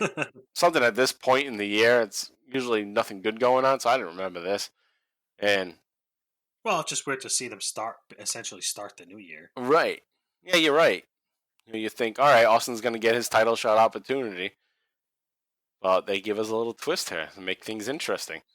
So pretty cool. Austin takes a loss, and I said it last week that Austin and Regal were actually, buddies in real life from their days being in WCW. So Austin was probably totally cool. Obviously, was totally cool with taking a pinfall to Regal, story-wise line. Mm-hmm. Whereas other people, he might not do that for. Even storyline-wise, he might say, nah, not that guy. Yeah, pass. Yeah, I'll pass. Yeah, not Billy Gunn. Basically. Yeah, not the one. Yeah, not the one Billy Gunn. So, JR goes on to say, is this the way things will be for the Rattlesnake in 2001? Is he going to get screwed? So Austin announces that Steven Regal is the winner. And I especially liked this added touch. And this is like old school wrestling to do this. Is to say who the loser is. Stephanie announces Regal's the winner, and Stone Cold Steve Austin is the loser. So pretty cool, good throwback. Because, like I said, they would used to say things like that back in like 60s, 70s wrestling. Like, all right, also good hand for the loser. So Austin had forewarned Stephanie though that he's not going to be playing mind games and going back and forth with her. So we got to keep that in mind, that he's not going to be putting up with this bullshit. And William Regal, for whatever reason, he's still laying in the middle of the ring as the show's ending. I thought that was just strange. It's like, you had enough energy to roll up Austin. How come? I didn't notice it, but I saw your note, and then it hit me. I'm like, yeah, that is kind of weird. Yeah, why don't you just you roll him up? That's all the energy you had. Right. The you had to lay down. I mean, it's not like anything happened after that, but he could have just done the roll up and fucking rolled out of the ring, got out of there, got out of Dodge, like, oh, I snuck one by him. I got it. Ah. But he's just fucking laying there. So anyway, that show ends there. And that brings us to SmackDown 71 from January 4th of 2001. It was taped on December 30th of 2000. It's from San Antonio, Texas. And January 4th, that's one day before my birthday, January 5th. And I was about to be 18 years old, about to be an adult. About to be a man. Yeah. Looking back at 2001, I was not a man. Still a boy. And now I'm a man going back talking about my years as a boy watching wrestling. Yeah, now you're still a boy. Yeah, I'm back to being a boy. Yeah, you're still doing boy things. It's funny when you think of that sometimes. Like, yeah. I love it. I'm like, no, I love it I'm too. still doing shit that. It's like, why do you I see people our age that have no hobbies? Like, all they do is fucking work. Yeah, why do you gotta pretend like you're too old for something? It's like, this is what your life turned into. Like, is this really what you think it has to be? Yeah. Like, nah, I'll continue to do things that make me happy. Right, exactly. And take it to the next level by fucking doing a show, talking about it. This or that, but I got too old for it. Oh, you got too old for it. Yeah. Right. That's the rule. Although that's the one thing I hate about with wrestling is to hear somebody say, "Oh, wrestling. Yeah, I used to like that when I was a kid." Like, what are you fucking like, too? Shut the fuck. You're too good for it now. Did you only stop watching it because you felt like you were too old? It's not like you're playing with toys. It's different, dude. Right. You watch it for it's a television show. Are you basically saying you're smarter than me? Because Yeah. you don't... It's almost like they're belittling you. Right. Like, get fucked, buddy. I mean, nobody's ever said that, but that's the perception. Yeah. That's what they're thinking. Yeah. It's like, what the fuck are you watching? Like car auctions or something? Get fucked, buddy. Yeah, it's like saying, oh, yeah, Charlie Brown Christmas. Yeah, I used to watch that when I was 6, but no, I can't watch that anymore around Christmas time. I'm too old for that. Oh, the Grinch is on? I can't watch that. Fucking jerk off. All right, anyway, so we move on to this last episode we're covering here. It's from San Antonio, Texas, and Stone Cold Steve Austin's going to show up, and he's in the parking garage, and he's waiting for the arrival of Stephanie McMahon. He is pissed off because he got screwed by Regal and Stephanie with the fast count, so he's looking for revenge, and 12 minutes into the show, Stone Cold is there, and William Regal's limo is going to arrive, and he gets out. He's on his cell phone. He's talking to Stephanie, saying, Stone Cold is nowhere around right now, so don't worry about it. And then Stone Cold comes out of nowhere, attacks William Regal, and throws them all into the limo, slams away on Regal. Austin jumps into the limo. The driver apparently ran away, so Austin's in the driver's seat, and Regal is hanging on to the hood of the car. Austin backs up. He goes out of the garage into another separate area of a garage, and then he pulls forward and slams into, I don't know what the fuck it was. It looked like it was supposed to be a dumpster, but it was like a dumpster cut in half with like, I don't know, it looked like there were mattresses in there and shit, like a bunch of shit that break or fall. But anyway, it's supposed to look like this crazy crash, and Regal goes flying off into a bunch of shit. It looked okay, but I didn't know what the fuck it was supposed to be. Like, what is this, a random trash, like, set of trash just hanging out in the parking garage? Anyway, Regal gets tossed into that, and Austin comes out. He starts slamming boxes into Regal. But then there was one good spot where he has, like, a pipe and whacks Regal in the head, and it sounded pretty good. Like, oh, shit. That seemed legit. Oh, who knows? It might have been just a sound effect. And yeah, come to think of it, the times that I recall hearing it were all in the replays. I don't remember if the first time it had the ding off the head. But there's that. So Austin's pissed. He's beating the fuck out of Regal. Regal gets busted open, and the refs show up to stop him. And Austin's all dicked off because he didn't get his title shot, so he's pissed. And now, moments later, or about 10 minutes later, the Lieutenant Commish, Deborah, is going to plead with Austin, which is who he's banging at this time. I'm not sure if they're married yet, but they might be married. They're definitely dating at this point. Austin is waiting in the parking garage at this point. Deborah comes up to him. Yeah, it is his wife. That's right. It's his wife. And she's pleading with him to calm down. And she tells him, you're going to lose everything. You're going to lose everything if you don't get your head together. So I guess a little mix of reality there. Hey, you're going to fuck things up for us. We're married. Don't be a fucking asshole. And then from there, we have a segment where Stone Cold is on the hunt for Stephanie. He's fucking pissed off. His blood is boiling. So Austin tries to open the door of a limo that has just arrived. The doors are locked, and Austin is slamming on the window. He thinks Stephanie's in there. He says, "Get out of here, woman. I know you're in there." And then Stephanie comes out from the other side of the car. She's scared shitless. Austin is like chasing her like he's in a horror movie. Like he's fucking Jason or Mike Myers or something. Cool. It's cool. This goes back to some of the earlier shit he did where he was like hunting his adversaries. I like this, Austin. This is like Stone Cold. Yeah, this is the Austin I like. This is like the true. That's his real character. Yeah. Anti-hero, I guess that he is. Like. Right. And I found myself thinking like Stephanie, who we're supposed to hate, everyone's just calling a slut and all that, and she just screwed him. But I also found myself being sympathetic to her too because she's a woman. Oh, I did. Fuck her. I didn't feel that. No, you didn't. Not even that. Not at all. Oh, that's funny. But yeah, it's just two different ways to view it. Where it's like, all right, he's definitely Stone Cold. But I found myself thinking, oh fuck yeah, maybe she's screwed. You know how like in the Jason movies or even the Freddy movies, it's just that one character, and usually the movies that you really fucking hate, and you're hoping that they get them. That's Yeah, kind of what I feel that's about true. Steph. Like, no matter what, you don't feel bad for him. Right, when you're watching, it's like that person's gonna die. Fuck them. Yeah, you're like, fuck that guy up.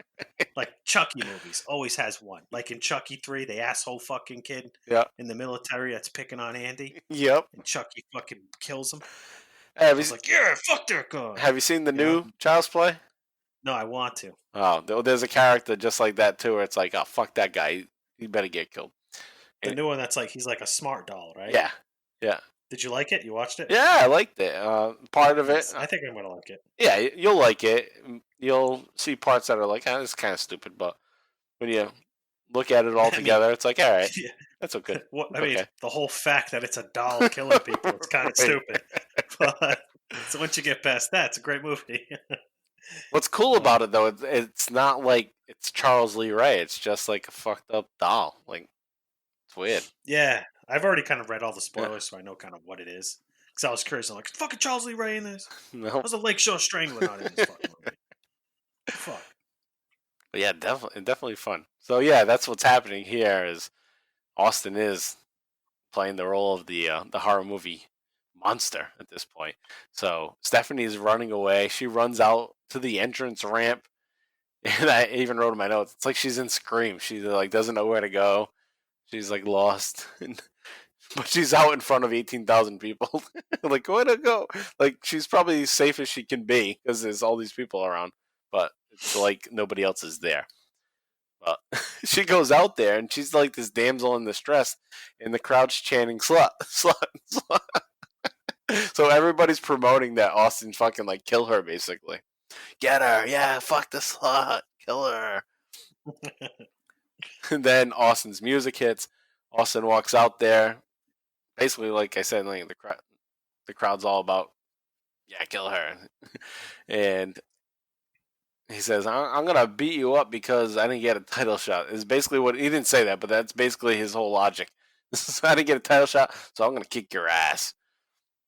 So Stephanie has her back against the ring as Austin walks down to the ramp. And Austin grabs her by the back of the head, tosses her into the ring. She's on her knees. Very similar to when Vince was on his knees during the Bang 316 segment that we covered a while back. And Austin gets in Stephanie's face and says, I warned your stupid ass last Monday night. I told you straight to your face I wasn't going to play your stupid little games. Tonight you will learn to listen to Stone Cold Steve Austin. And then we get a shock. Then we get the No Chance in Hell music. And Vince McMahon heads on out. So we have a reunion of sorts. Stone Cold and Vince McMahon back, front and center. Let's take a listen to what they had to say. Again, it's like a 4 to 5 minute clip. Take a listen. We'll be right back. Who the hell do you think you are? Please. I'll tell you who you are. I'll tell you who you've become. You've become a certifiable rant-raving lunatic. Look at yourself. Well, I'll tell you what, I agree with Mr. McMahon on that point here tonight, Ken. And why?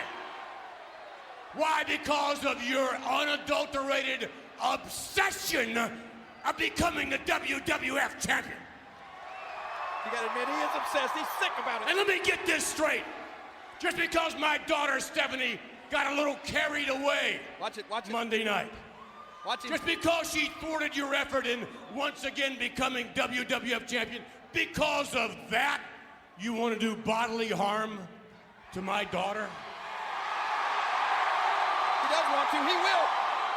Because of that, you want to do bodily harm to Daddy's little girl? Oh. I don't know if I'd have said that, Vince. Like hell you will, Austin. You won't touch her. You won't harm a hair on her head. And I'll tell you why. Uh-oh. Because I can give you what you want. What? I can give you what you want, Austin, right here tonight. What's he talking about? I don't know. I can erase the record book, Austin. That loss to Regal Monday night never happened. See, Regal was disqualified, okay? Which means Stone Cold advanced. Which means that if we come to terms, Austin, right here in this very ring tonight, then there will be a triple threat match in which you, Kane, and Undertaker will in fact compete. Tonight? What a power broker Mr. McMahon is.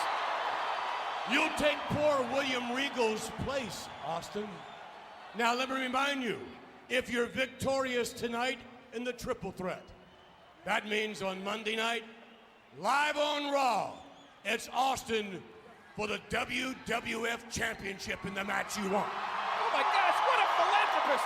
Yeah, but what's the catch? That's what I can do for you, Stone Cold. Now then, this is what you can do for me. You see, all I'm asking is if you accept this proposal that you don't touch my daughter, you don't harm my daughter in any capacity whatsoever. Now, as you're pondering this, Austin, let me just say this. You're back in the race for the WWF title if you accept. If you don't accept, Austin, I swear to you, the hell I put you through before will seem like kindergarten compared to the hell I'll put you through now. Oh, he means it. And he can do it. You better damn well remember who I am, Austin. I know exactly who you are. You are a 100% pure jackass. Oh boy. Can't believe this. You're forcing Stone Cold Steve Austin to make one hell of a decision right here tonight. A shot at the WWF title or revenge with the winch. That's Vince's daughter he's talking about. Well, then I've made up my mind. I will. What will you do? No. I will compete here tonight.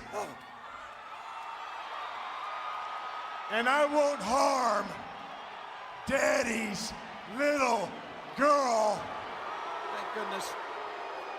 But you know what, Vince? You didn't say a damn thing about Daddy. Oh my God! Stunner! Austin Stunner to Mr. McMahon! What? King Austin's out of control! But he gets what he wants here tonight! No contender! You made it! All right, so Vince comes in the ring, obviously immediately screams, "Who the hell do you think you are?" Same thing Stephanie said to him just recently, and says, he says, "Look at yourself." You can't. Vince is screaming at Austin. Says he can take Vince and calling him a ranting lunatic. Now he needs to look at him. Look at yourself. You're crazy. Essentially saying what we were just saying, how he's like this monster, horror movie guy right now. It's like delusional. Right. So he's just so obsessed. So Vince says, "You're obsessed with the WWF Championship, and that's all you want. Want it so bad that you want to cause bodily harm to my daughter." McMahon says, "Austin, better not touch her, or harm a hair on her head." And Vince says, "If you don't do that, if you just leave her alone, I'll erase Regal's victory from SmackDown. I'll disqualify him, and you'll be in the triple threat match, the number one contenders match. And if he wins tonight, it's going to be Austin for the WWF Championship in the main event that you want, in the match that you want, rather." Says, "That's what I can do for you, Stone Cold." So McMahon is going to just essentially say, "Regal, you cheated. You're disqualified." And Regal doesn't say boo. Regal's like, okay, fuck it. Like, oh yeah, I'm not getting involved in this because that means I'm getting stunned if I come out here. So Austin gets that spot. He gets to be put into that triple threat match. And Vince says, he wants Austin to not touch his daughter anymore. Austin agrees. He said Austin finally speaks at this point because Austin's been quiet the entire time. He calls McMahon 100% pure jackass. Austin accepts the opportunity to fight for the title. And he's not going to harm Daddy's little girl again. But Vince, as he continues on to say, but Vince, you didn't say a damn thing about Daddy. And then, bam, Austin hits Vince McMahon with a stunner. And it's been a long time. It feels like a little while since a stunner from Austin to McMahon. And that's very fitting. Because you didn't say anything about Daddy. So yeah, it's like he ends the year on a loss, but the fans starts the year at a loss, but the fans start the year on a win because we get to see the boss. Right. Yeah, exactly. So Austin from there is going to get in the face of Stephanie, peg her off, and then Austin could have been creeping on. It seemed like he was creeping on Stephanie, maybe to just lure Vince McMahon back in. You know what I mean? Like setting it up. Like, you're here now, but you're not the one that I want to deal with. Vince is the one that pulls the strings. Let me piss Vince off enough to get him out here to give me what I want. Because it's not working with you. You're not giving me what you want. So let me terrorize you, piss off your dad. And your dad will give me what I want. Because he's afraid. So that seems like what he's doing there. And then we have some backstage segments going on, building up to the match, the main event match. And Vince asked Stephanie, this was funny, I thought.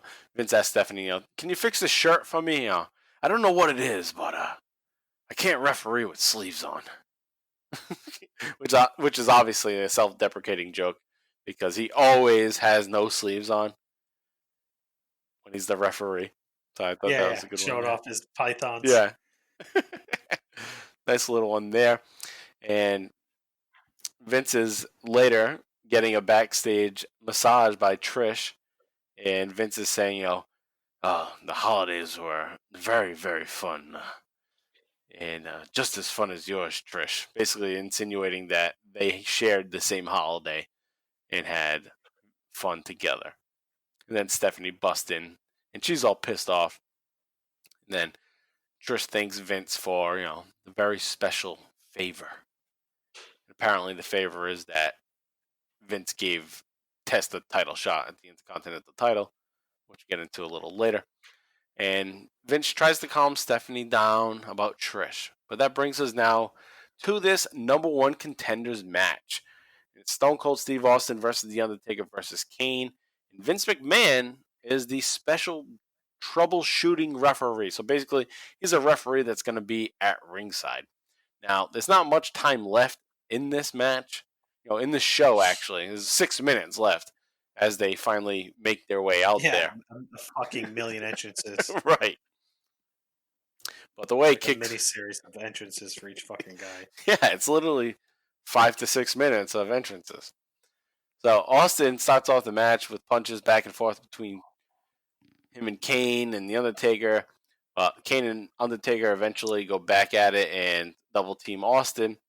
Earl Hebner is the ref that's in the ring, and McMahon is outside the ring, being a shitty enforcer like Mike Tyson was that time at WrestleMania 14. Austin's going to hit the Luthez press on Kane, and as he hits the ropes to make his elbow drop, Taker pulls Austin out of the ring and slams Austin into a barrier and steel steps, and they all fight on the outside of the ring. I'm not sure, like I said, what McMahon is doing. That stupid role. Just stand around, do nothing. So anyway, he just stands around and does nothing for a while. Austin hits a Luthez press on Taker. Taker kicks out of it. Austin gives the big... Undertaker gives Austin a big boot. Kane climbs to the top rope. He hits the flying lariat onto the Undertaker. Then Austin is kicked out of the ring by Kane. Taker hits his special new DDT, which earned him the win to advance to this match against Rikishi, and Taker sets up for the last ride after that. Austin runs into a clothesline. He runs the clothesline Taker, rather, but Taker ducks, and Earl Hebner is there. Earl Hebner gets whacked with the clothesline and tumbles out of the ring, and Kane tosses Taker out of the ring. At that point, Austin sets up for a stunner on Kane right in the middle of the ring at 1 hour, 28 minutes into the show. And Austin goes for a cover, but the ref is still out. Earl Hebner is still out of the ring. And you would think at this point that's when Vince should come into the ring, as the troubleshooting ref. That's the exact example of what you should be doing, troubleshooting. There's not a referee. How do you fix the problem? How do you troubleshoot? Get the fuck in the ring and make the count. Get the fuck in there, yeah. You act like a referee. Right. You fill the void. Exactly. But he doesn't do that, and what happens is Tim White comes sliding in, but Vince McMahon pulls Tim White out of the ring right away, so Tim White can't make the count. Damn. So it looks like Vince is screwing Stone Cold. So that's what we would expect. That's what we're thinking is going on. That's what makes sense. So Vince tells Tim White to check on Earl, and McMahon gets in the ring. He makes the count, but since it's been so long, Kane kicks out. Austin gets in Vince's face and corners him. Taker comes from behind and whacks Austin. Austin fights back, but Taker chokeslams Austin and Kane. And then Rikishi heads to the ring. Rikishi kicks Undertaker. And they mention at this point that it's a no DQ match. I missed that. How about you, JV? Did you miss that? I don't remember. Yes, I did. Yeah, I mean, I didn't watch the whole episode of Raw. There were some parts I missed because I was working as I was kind of trying to pay attention for Attitude Update stuff, but I didn't catch that, so I don't know if they maybe they said it during something. something. I just missed it, or what? Yeah, I totally missed it too. It wasn't. I don't think it was mentioned in any promos, including Austin, that it was going to be no DQ. So anyway, it's supposed to be no DQ now at this point. Taker chokeslams Austin, but comes from behind and stuns the Taker.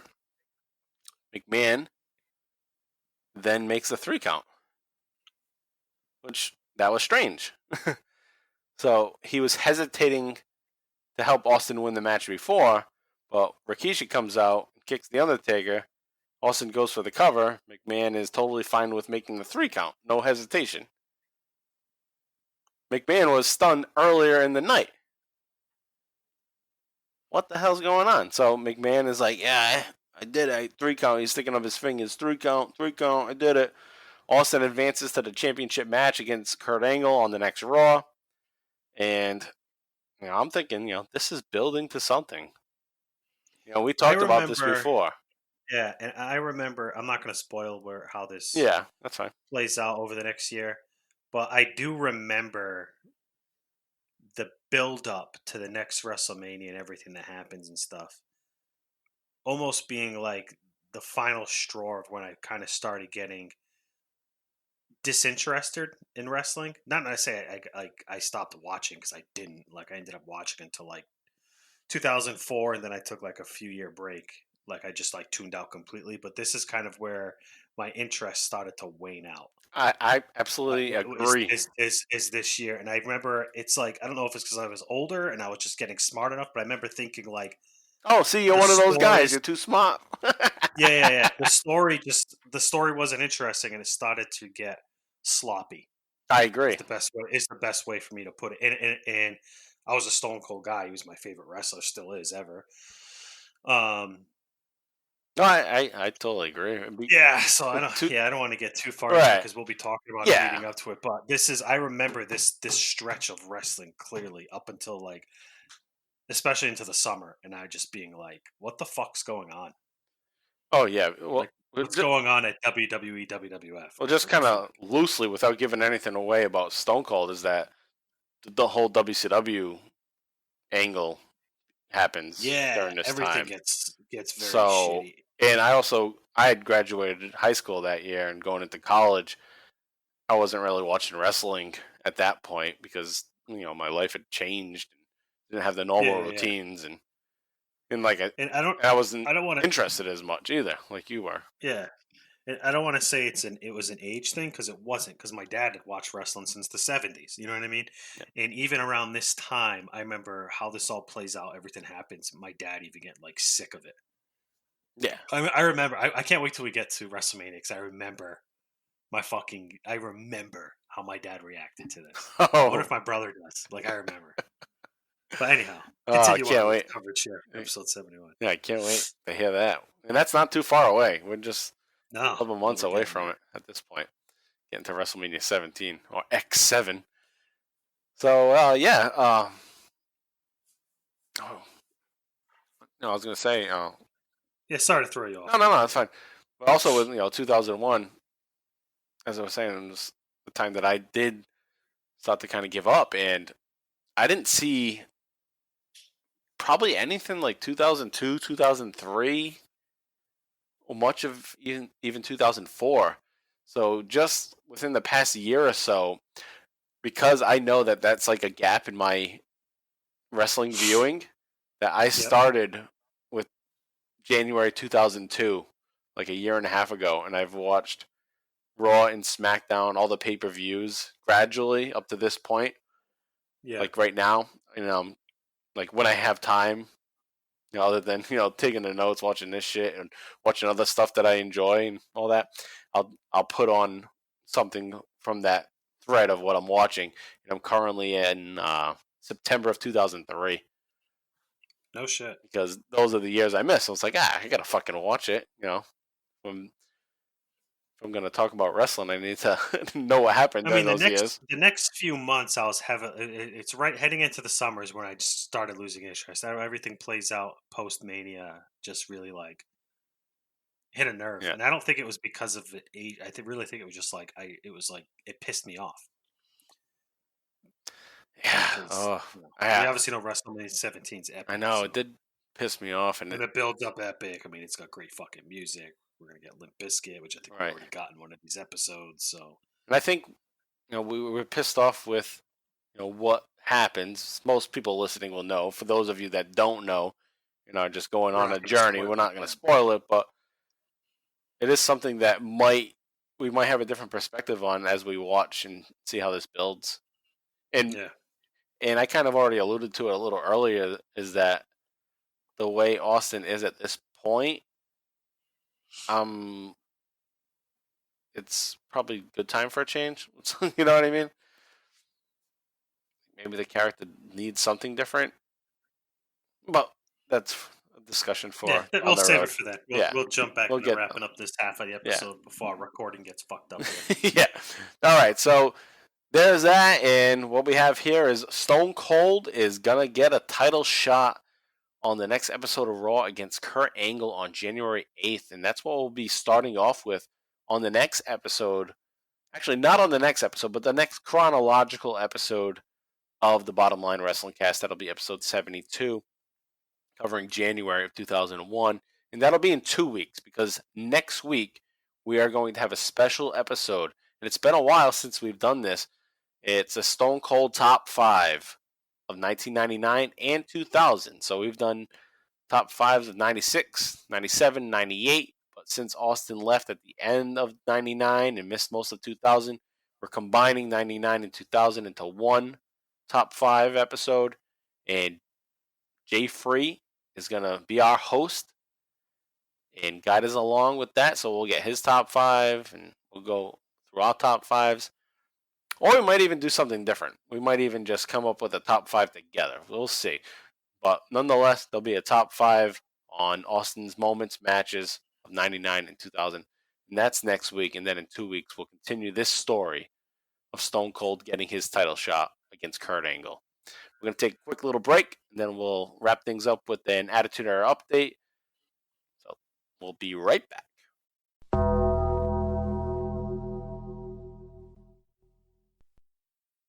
What's up, Rattlesnakes? This is Alex Dorio, one half of the Talking Taker podcast. And even though Stone Cold might say DTA, don't trust anybody, we hope you'll trust us when we say if you love the Bottom Line Wrestling Cast, you'll also enjoy what we're doing over on Talking Taker.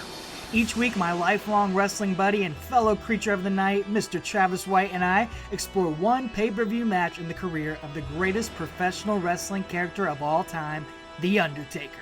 We're right in the heart of the dead man's second coming in the late 2000s. But we've got over 125 episodes, so you can jump in from the beginning or pick and choose from some of your favorite moments, including every single Undertaker versus Stone Cold Steve Austin match analyzed in detail, including a great crossover episode with our buddies here at the Bottom Line Cast. You can listen to us wherever podcasts are found, and you can follow along our journey at Talking Taker on Facebook, Twitter, and Instagram. Thanks to Mike and JV for letting us plug the show, and take her easy.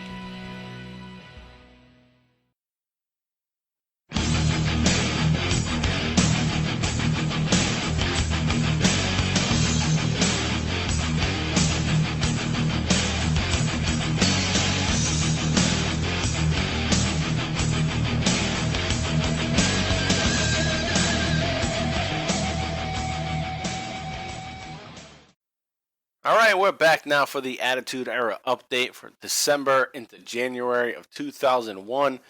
And on the world title scene, we covered much of it because Stone Cold is back in that world title scene. And there was that tournament going on and a mini tournament to figure out who's going to be the contenders for the title. And we saw that it came out to being Stone Cold's going to get the title shot against Kurt Angle. Also, just kind of briefly recap what was going on building up to that is that Kurt Angle does have some segments going on with Stephanie, and Edge and Christian are his boys at this point. So they're backing him big time. And I'm stumbling over how to say it because I got what Chris Jericho calls him in my mind right now. And Chris Jericho calls Kurt Angle Kirk Angel. Chris Jericho has always been like the master of fucking people's names up intentionally. Kirk Angel. Like, reminds me of that shitty, what's that guy? The magician. Chris Angel. Kirk Angel. Or it's like when Chris Jericho calls Tony Schiavone Tony Scavone. Yeah. Scavone. So anyway, Kurt Angle is in some segments, and he's dealing with the Dudley Boys. The Dudley Boys basically fucked up his family. His family comes out in some large segment. And JV, did you get the clip of this? No, I did. You Shit's did? hilarious. Yeah, all right, so we'll play that. All right, so to set the stage, basically, you have all the Angle family members, all the brothers. They all come out with Kurt Angel. What the fuck? I can't say it now. But they all come out with Kurt, and they all have the same jumpsuits on, and they have this big segment, and then they leave and they go backstage, and Kurt is introducing his family to different people backstage, and Kate Quick is back there, and he introduces his family to Kate Quick. And then Kate Quick has this quick little thing to say, so take a listen to this. Pretty funny. Boy, am I glad you guys are here to celebrate Christmas with me. Anyway, this is where I work. I work in arenas throughout the whole country, just like this one. This is what it's all about, traveling. Oh, guys, I want you to meet a fellow WWF superstar. He's a good friend of mine. His name is K Quick. Now, K Quick is a rap singer. K Quick, meet my family. Hi, K Quick. Anyway, we've got to go. See you later. Now, that's what I call a very white Christmas. All right, so I just thought that was funny. It's, Christmas time, and you have this whole family of like straight-laced white boys, like fucking nerd asses. Even Chris Jericho says that. He says this is like the revenge of the nerds with all this Angle members. And K Quick says, that's a very white Christmas. So thought that was pretty funny. And I love fucking K Quick, R-Truth. So definitely wanted to play that there. All right, so anyway, Kurt Angle is in this feud with Dudley Boys. He's even going to have a match against Bubba Ray. It's a pretty good match. It's for the WWF Championship. And Bubba nearly wins the match, and that's what they have going on with Kurt at this point, is that he's just kind of this sneaky champ who pulls out victories. And even somebody like Bubba Ray, even though he's a tag team wrestler, kind of even upper mid card, could possibly beat the champion. So that's how they're using Angle, which is fine because he fits the character that well. So good match there, and that's on SmackDown 70 from December 28th if you want to check that out. And like I said, we had the tournament thing going on at this point, so the qualifying matches, Undertaker versus Rikishi.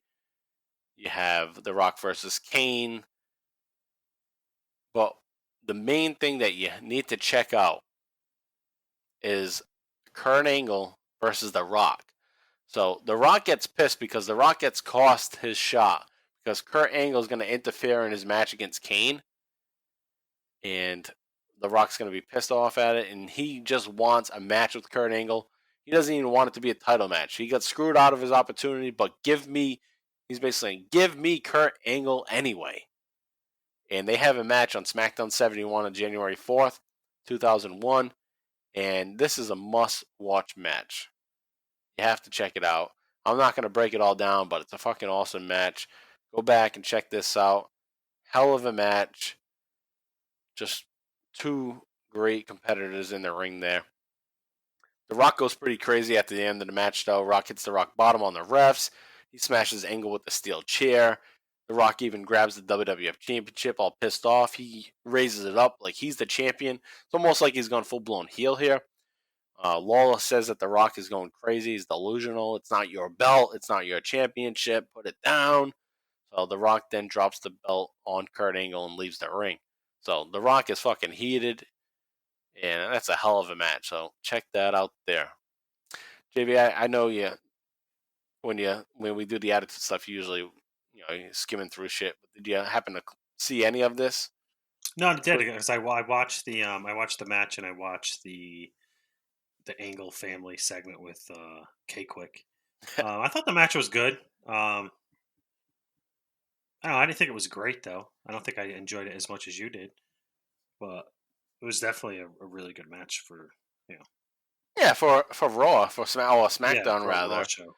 Yeah, SmackDown, whichever show it was on, I forget now. But for like a non pay per view match, I thought it was really good. It was. I mean, the storyline behind it was cool, and how The Rock just kind of plays out. He doesn't give a fuck about the belt. He just wants to beat the shit out of Kurt Angle and let him know, like, hey, I don't need the belt to let you know I'm better than you. Right. So in that sense, that's why I think it's kind of like a hidden gem. Like, it's not a pay-per-view match that people are going to go back and watch, and it's probably something that people aren't going to notice. So that's why I wanted to make note of it. Like, check this match out. Not that it's a fucking top big match, but it's The Rock versus Kurt Angle, not high profile that people probably not going to have seen before, or if they did see it, they forgot about it. I think it'd be a good thing to go back and check out. So that's my recommendation, I guess, to say, in this Attitude Era update. And then from there now, we'll move on because we know that Austin gets the title shot. And you have the Hardy Boys and the Radicals. Their feud's continuing on. And there's nothing really great going on here. It's more a continuation of Alita and Dean Malenko shit. But the one thing that did stand out to me, rather, is we get their kind of re-debut on Raw, which is Raw 396, January 1st, of Kai and Tai. So Kai and Tai was around a couple of years back, but now they're back. They may have been around a little bit on Heat, I'm sure, for weeks. But now they're back actually on Raw. And Kai and Tai has a new gimmick. And the gimmick, did you see any of this, JV? Do you know what the gimmick is? This is when they dub over their speech, right? Yeah, right. Yeah. Which is hilarious. I remember thinking my brother and I dying. Oh, it's awesome. And I didn't know when this came back or what time that was from, but here it is. And Kai and Tai comes out and they cut like a promo on the ramp, but it's overdubbed, so it's like, old Japanese style movies. And then it starts with Taka controlling most of it, running the promo. And then we go to Funaki, he moves his mouth a bunch of times, and it's just, indeed. Classic. Yeah, great. So that's my little main mention there of what's going on there with the Radicals and the Hardys as they continue on with their feud. And then with Test and Albert, they got some issues going on, and Trish is going to align with Albert. So Albert and Test are going to split. So we briefly talked about it last week where Test gets pissed off, or Albert gets pissed off rather, and you can see that something's building there, and then it comes to fruition, and they split, but then they team up again slightly because Trish is back, and it just all falls apart. Test doesn't trust Trish. Trish tries to lure him in, be like, no, everything's fine, everything's cool. So they have a match against Too Cool, and that's when Trish and Albert ultimately turn on Test. So Test becomes a babyface, Albert's the heel, Trish on his side. And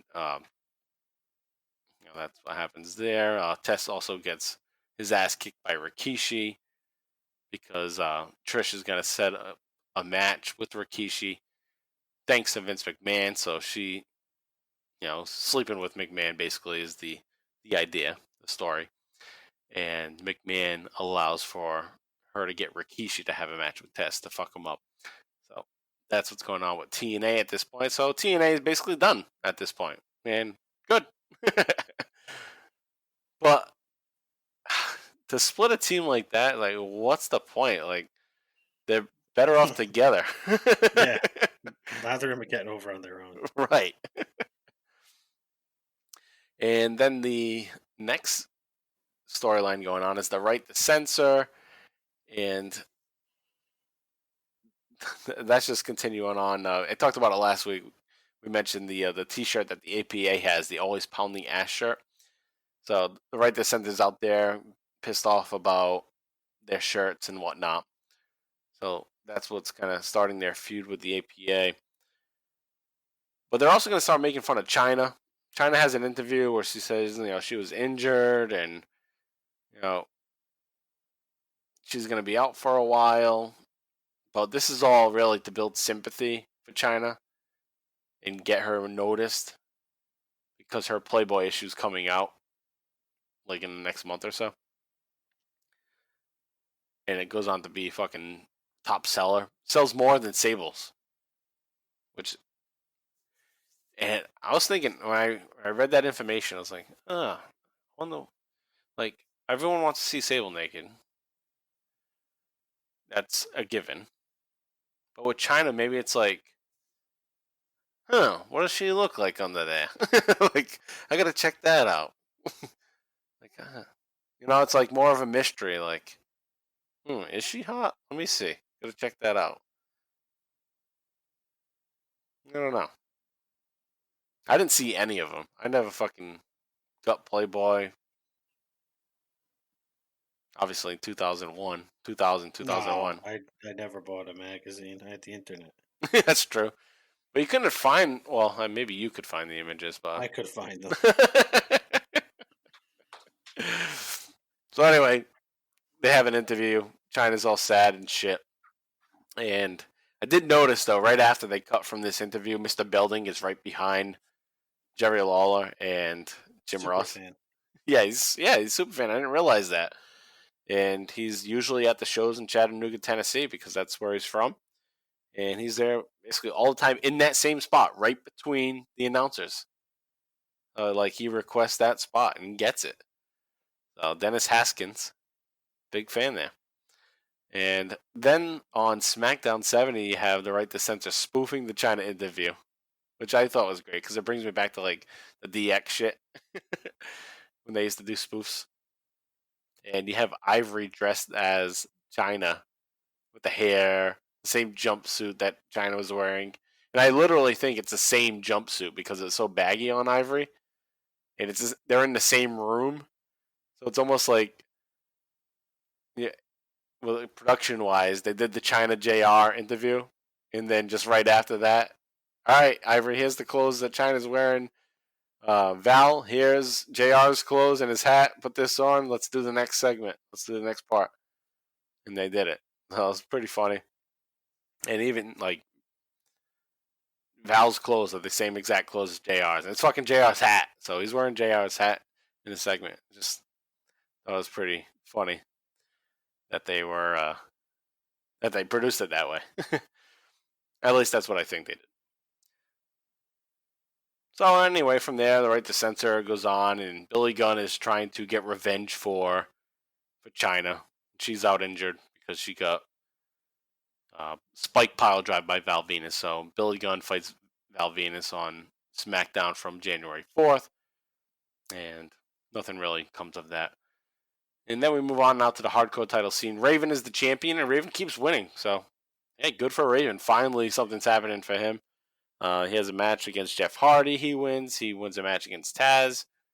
He beats Hardcore Holly and Steve Blackman for the title. So, cool shit. And also, always love Raven's t-shirts. He has a Batman Dark Victory t-shirt on in one match. He has a Doctor Strange t-shirt in his match against Jeff Hardy. So, always rocking the comic gear. So, cool shit there. And obviously, our boy Jay Free would appreciate that. And he loves Raven. I know that. He said that before on his show. Raven's one of his guys, and it's very fitting that he is because he's a huge comic book fan. Scott Levy is Raven. And that wraps up the Attitude Era update. And we'll get now to the bottom line wrap-up. So let's start with the house show rundown. And there actually is a house show. It's December 28th of 2000. And it's in Tulsa, Oklahoma. And it's going to be Stone Cold Steve Austin pinning William Regal in a non-title match with the Stunner. Obviously, it's a non-title match because Austin's not going to win the European Championship. And now, let's get into our oh hell yeah moment of the week. And we'll start with JV. JV, what do you got for oh hell yeah? I actually liked of all the segments, I liked the one where Steph gives Stone Cold his new job and he just has that brief interaction with Big E Jr. Oh, that's a good one. Yeah, I liked that. I don't know why. I just thought it was cool how the guy firmly hits Austin on the chest. Like, all right, he knows Austin's going to whack him. Yeah. So if he's going to hit Austin on the chest, make it count. And he kind of did. And then Austin with the big right hand throws him over the couch and into the door. I just thought it was cool and to the point. I was like, that was good. Yeah, that's a good one. Absolutely. I like that one. And mine is also one related to that whole episode with Austin getting his new job. And I appreciate just the whole storyline of it where, you're going to get your title shot by selling all this beer and selling these hot dogs. And Austin's like, my mustard's not working. And it squirts all over Stephanie and, makes a mockery of it. He sells all his hot dogs and beer to the APA. Well, that's like ultimate, oh, hell yeah. Fucking from one beer guy to another beer group. Here's the beers. Thanks for helping me out with this. You got me my title shot. Thanks, guys. APA right there. Austin owes them a favor, basically, is what I'm thinking. And that's definitely, oh, hell yeah, right there, in my opinion. So that was probably the most fun episode that we covered, I think. Just all of that going on. And then getting that match against Regal. And losing to Regal, too. Like, that's part of it, too, which you enjoyed. I liked. It was a nice twist. Austin fucking loses. You think he's just going to get that shot at the title and just pin Regal easily? Nope. Doesn't happen. Regal wins. And it takes until the next episode for Austin to actually get the title shot by being like this psycho killer going after Stephanie and scaring Vince McMahon enough to give Austin the shot. So that's my oh hell yeah moment of the week, I guess. Oh hell no! that'll bring us now to the oh hell no moment of the week. And I'll go first this time. And mine is Stone Cold attacking Regal in the garage. And while I get it, it makes sense. Regal screwed him. And Austin's pissed. But the whole production of it was oh hell no to me because it looked like shit. There was this just random half dumpster with shit everywhere in the middle of a parking garage in a arena. Just trash in the middle of a parking garage in an arena. I don't know. It doesn't make sense to me. You know what I noticed? How does he not see Austin coming? Like he looks everywhere, and then Austin literally comes from in front of him. Right. Yeah, that's true. When he gets out of the limo, he's on the phone with Stephanie. Oh, Austin's not around anywhere, and then he's right in front of him. Yeah, that was just weird. It's like what was maybe the cameraman's there obviously. So what is Austin like behind the cameraman, like holding the cameraman's back, like oh let me duck behind you and then jump out? I mean that would be the only explanation of it. But yeah, really, it's how do you not see him? That was pretty stupid. So, oh hell no for that. And thanks for the even putting that exclamation point on that oh hell no by pointing that out. What do you have, JV? Oh hell no. The triple threat match to close our episode, not because of the ending, but everything about it was just fucking rushed and sloppy. Yeah, it's only 6 minutes.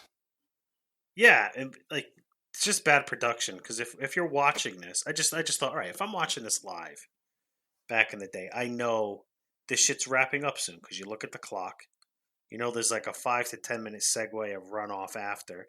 So this match probably started at like fucking 9:55 because I think Raw's at that time ended at 10 o'clock Eastern time. So it probably started at like 9:55 and ran until like fucking 10:05. Yeah. I hate that. I hate, like, back then or even today when I happen to watch it, you see a big match is about to happen and you look at the clock and it's like, what the fuck? The show's over. What the hell can happen? Like, I feel like you're getting gypped, screwed, just by looking at the clock. So, yeah, I agree with that. Just a rush show. And they were building up to having this match for, like, 4 episodes that we covered. Well, the 2 really. Like there was probably a lot of fluff. They probably could have cut into the 10 minutes of show time. Oh, I'm sure. People to make I mean, come on. Better. Look at the shit that I just went through in the Attitude Era update that could have been left out. Fucking Test and Albert shit. Backstage segments with Trish giving McMahon a massage and a bunch of crap that could have been cut to give this match more time. So yeah, that's a good oh hell no. All right, so from there, let's now continue to wrap things up here on the Bottom Line Wrestling Cast and give you once again one more little preview of what we're going to do next week, and that is the Stone Cold Top 5 of 1999 and 2000 with our special guest host, Jay Free from Free Your Geek. So check that out next week, and then in 2 weeks we'll be back with episode 72 covering not the rest of January, but the January leading up to the Royal Rumble. So we'll cover everything that's happening just prior to the Royal Rumble. And then the week after that will be a special edition watch along of the Royal Rumble 2001 match. And we'll also kind of break down what happens in the undercard there. And that's a hell of a Royal Rumble. It's considered to be one of the best Royal Rumbles 2001. So can't wait to check that out. So that's in 3 weeks. So that's what we got coming up for the next 3 weeks here on the Bottom Line Wrestling Cast. Special episode next week, Top 5, episode 72, and then a special watch-along of Royal Rumble 2001. All right, before we get out of here, let's give some podcast plugs to our podcast pals that help us out each and every week with supporting our show as we support them here. And that's, of course, like you heard during the break, Talking Taker. And this week on Talking Taker, it is, once again, for the 3rd week in a row, Undertaker versus The Big Show. But this time, it's a casket match, and it's from Survivor Series 2008. So check out Alex and Travis as they break down the career of the dead man, The Undertaker, on Talking Taker. Also, check out Booking the Territory, the unprofessional wrestling podcast, as they break down NWA World Championship Wrestling from the 1980s. And this week, they are covering Starrcade 88, and it's part 2. The show is so big that they split it into 2 halves. So they're covering the second half, Starrcade 88, on this week's episode, and that will drop on Thursday, the day that this was released. So there's that. And on Sundays, they will cover, as they always do, Smoky Mountain Wrestling. And as I keep saying, they're getting towards the end there. They're almost done. They're on episode 194, and I believe there's only 200 episodes of Smoky Mountain Wrestling. So they're almost there, and it's October 14th of 1995. So they're just about to finish wrapping up Smoky Mountain Wrestling, and I'm sure they're going to be relieved when that's done because that will free up some time for them. So check out Booking the Territory, the Unprofessional Wrestling Podcast with Mike Mills, Hardbody Hopper, and Doc Turner. Also check out Our Vantage Point, the Retro Wrestling Podcast with Joe Murata and Michael Quinn. This week was episode 175, and it came out on Monday. And on their Fresh Perspective segment, they covered Howard Finkel and looked back at his career and how much they appreciate him as more than they did when they were 12 years old or 11 years old. So I think we could all agree to that too, that we didn't know what we had at the time. We know he was the voice of wrestling for us, but who else was there? There wasn't many other voices, so you take it for granted when that's the only one. And then 20 or so, 20-something years goes by, realize, oh shit, there was a lot of shit that came after him. So Howard Finkel, one of the greats. So they talk about him. In their Royal Ranking segment, it's week 3, and they're going to talk about the best WWF Tag Team Champions and rank them. And 2 new teams were pulled out of the drawing, and they're going to talk about the Legion of Doom and the British Bulldogs as 2 of the best WWF Tag Team Champions and rank them. And then they also cover an episode of WWF Maple Leaf Wrestling from 1988. So that is Our Vantage Point. Joe Murata and Michael Quinn, episode 175. So check them out.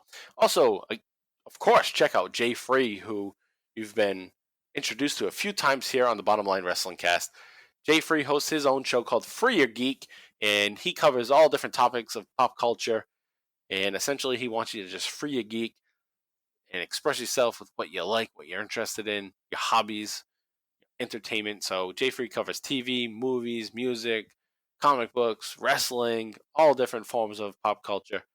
And always different, always something new, discussion-wise, always current, sometimes retro, but good nonetheless. So check out Free Your Geek with Jay Free. And again, Jay Free will be here again next week, so check those out on our next episode. And also check JV and I out on the Extreme ECW Livecast on the Booking the Territory Patreon $5 tier. Give it a shot. Try it out for a month. You get charged at the end of the month. So you don't get charged right away. So you can sign up right now and listen to as much as you can. Booking the Territory and the Extreme ECW Livecast. We have 23 episodes now available where we are watching ECW from episode 1 up to this point. We're at episode 49, March 15th and 22nd of 1994. It just came out today. So take a listen to that. If you don't like it, cancel. But you get charged for that 1 month, but try it out for a month. And like I said, you don't get charged right away, so it's almost like it's free for a little while, and then you get charged. There's so much that you can listen to by the end of the month coming, and you get hit with that $5, you might just say, fuck it, it's worth $5. So try it out. If you don't like it, then you don't like it. And make sure you fucking cancel it. If you don't cancel it, that's your own problem. I've been a victim of that many times where I sign up for something, and it's like, all right, cancel by the end of the month. And like, all right, yeah, I'll try this out. And then I don't cancel. I end up with it for fucking 6 months because I didn't cancel it. Anyway, with that said, we're going to wrap things up here. Thanks, guys, as always, for listening to the Bottom Line Wrestling Cast with JV and myself, Mike Brew. Thanks for being on this journey with us, and hope everything's going well in your lives. And we are just about out of here. And I'm not going to be like what Jay Free said. I'm not going to copy his fucking quote and say we stomped a mud hole, walked the dry, and stepped out of here. I'm going to continue on with what I always say, and that is, so long!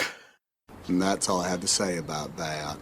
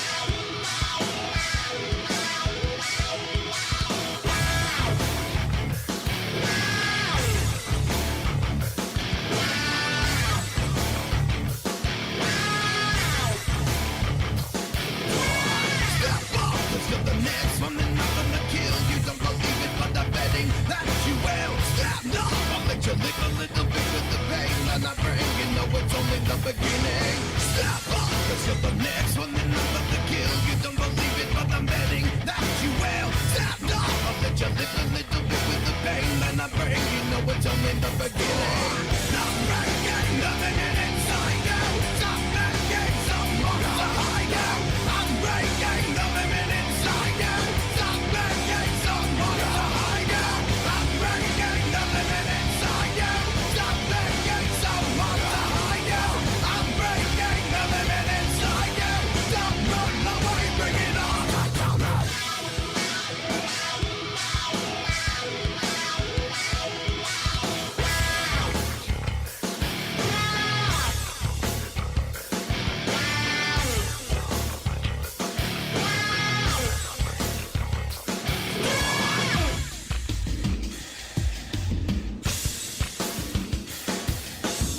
Step up, let's get the next one, and I'm gonna kill you. Don't believe it, but I'm betting that you will. Step up, I'll let you live a little bit with the pain that I bring. You know it's only the beginning.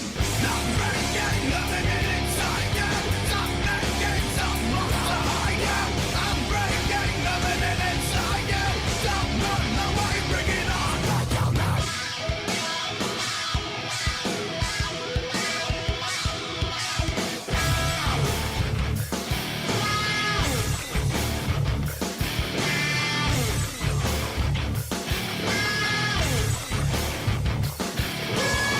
Step up, let's get the next one, and I'm gonna kill you. Don't believe it, but I'm betting that you will. Step up, I'll let you live a little bit with the pain that I bring. You know it's only the beginning. Step up, let's get the next one, and I'm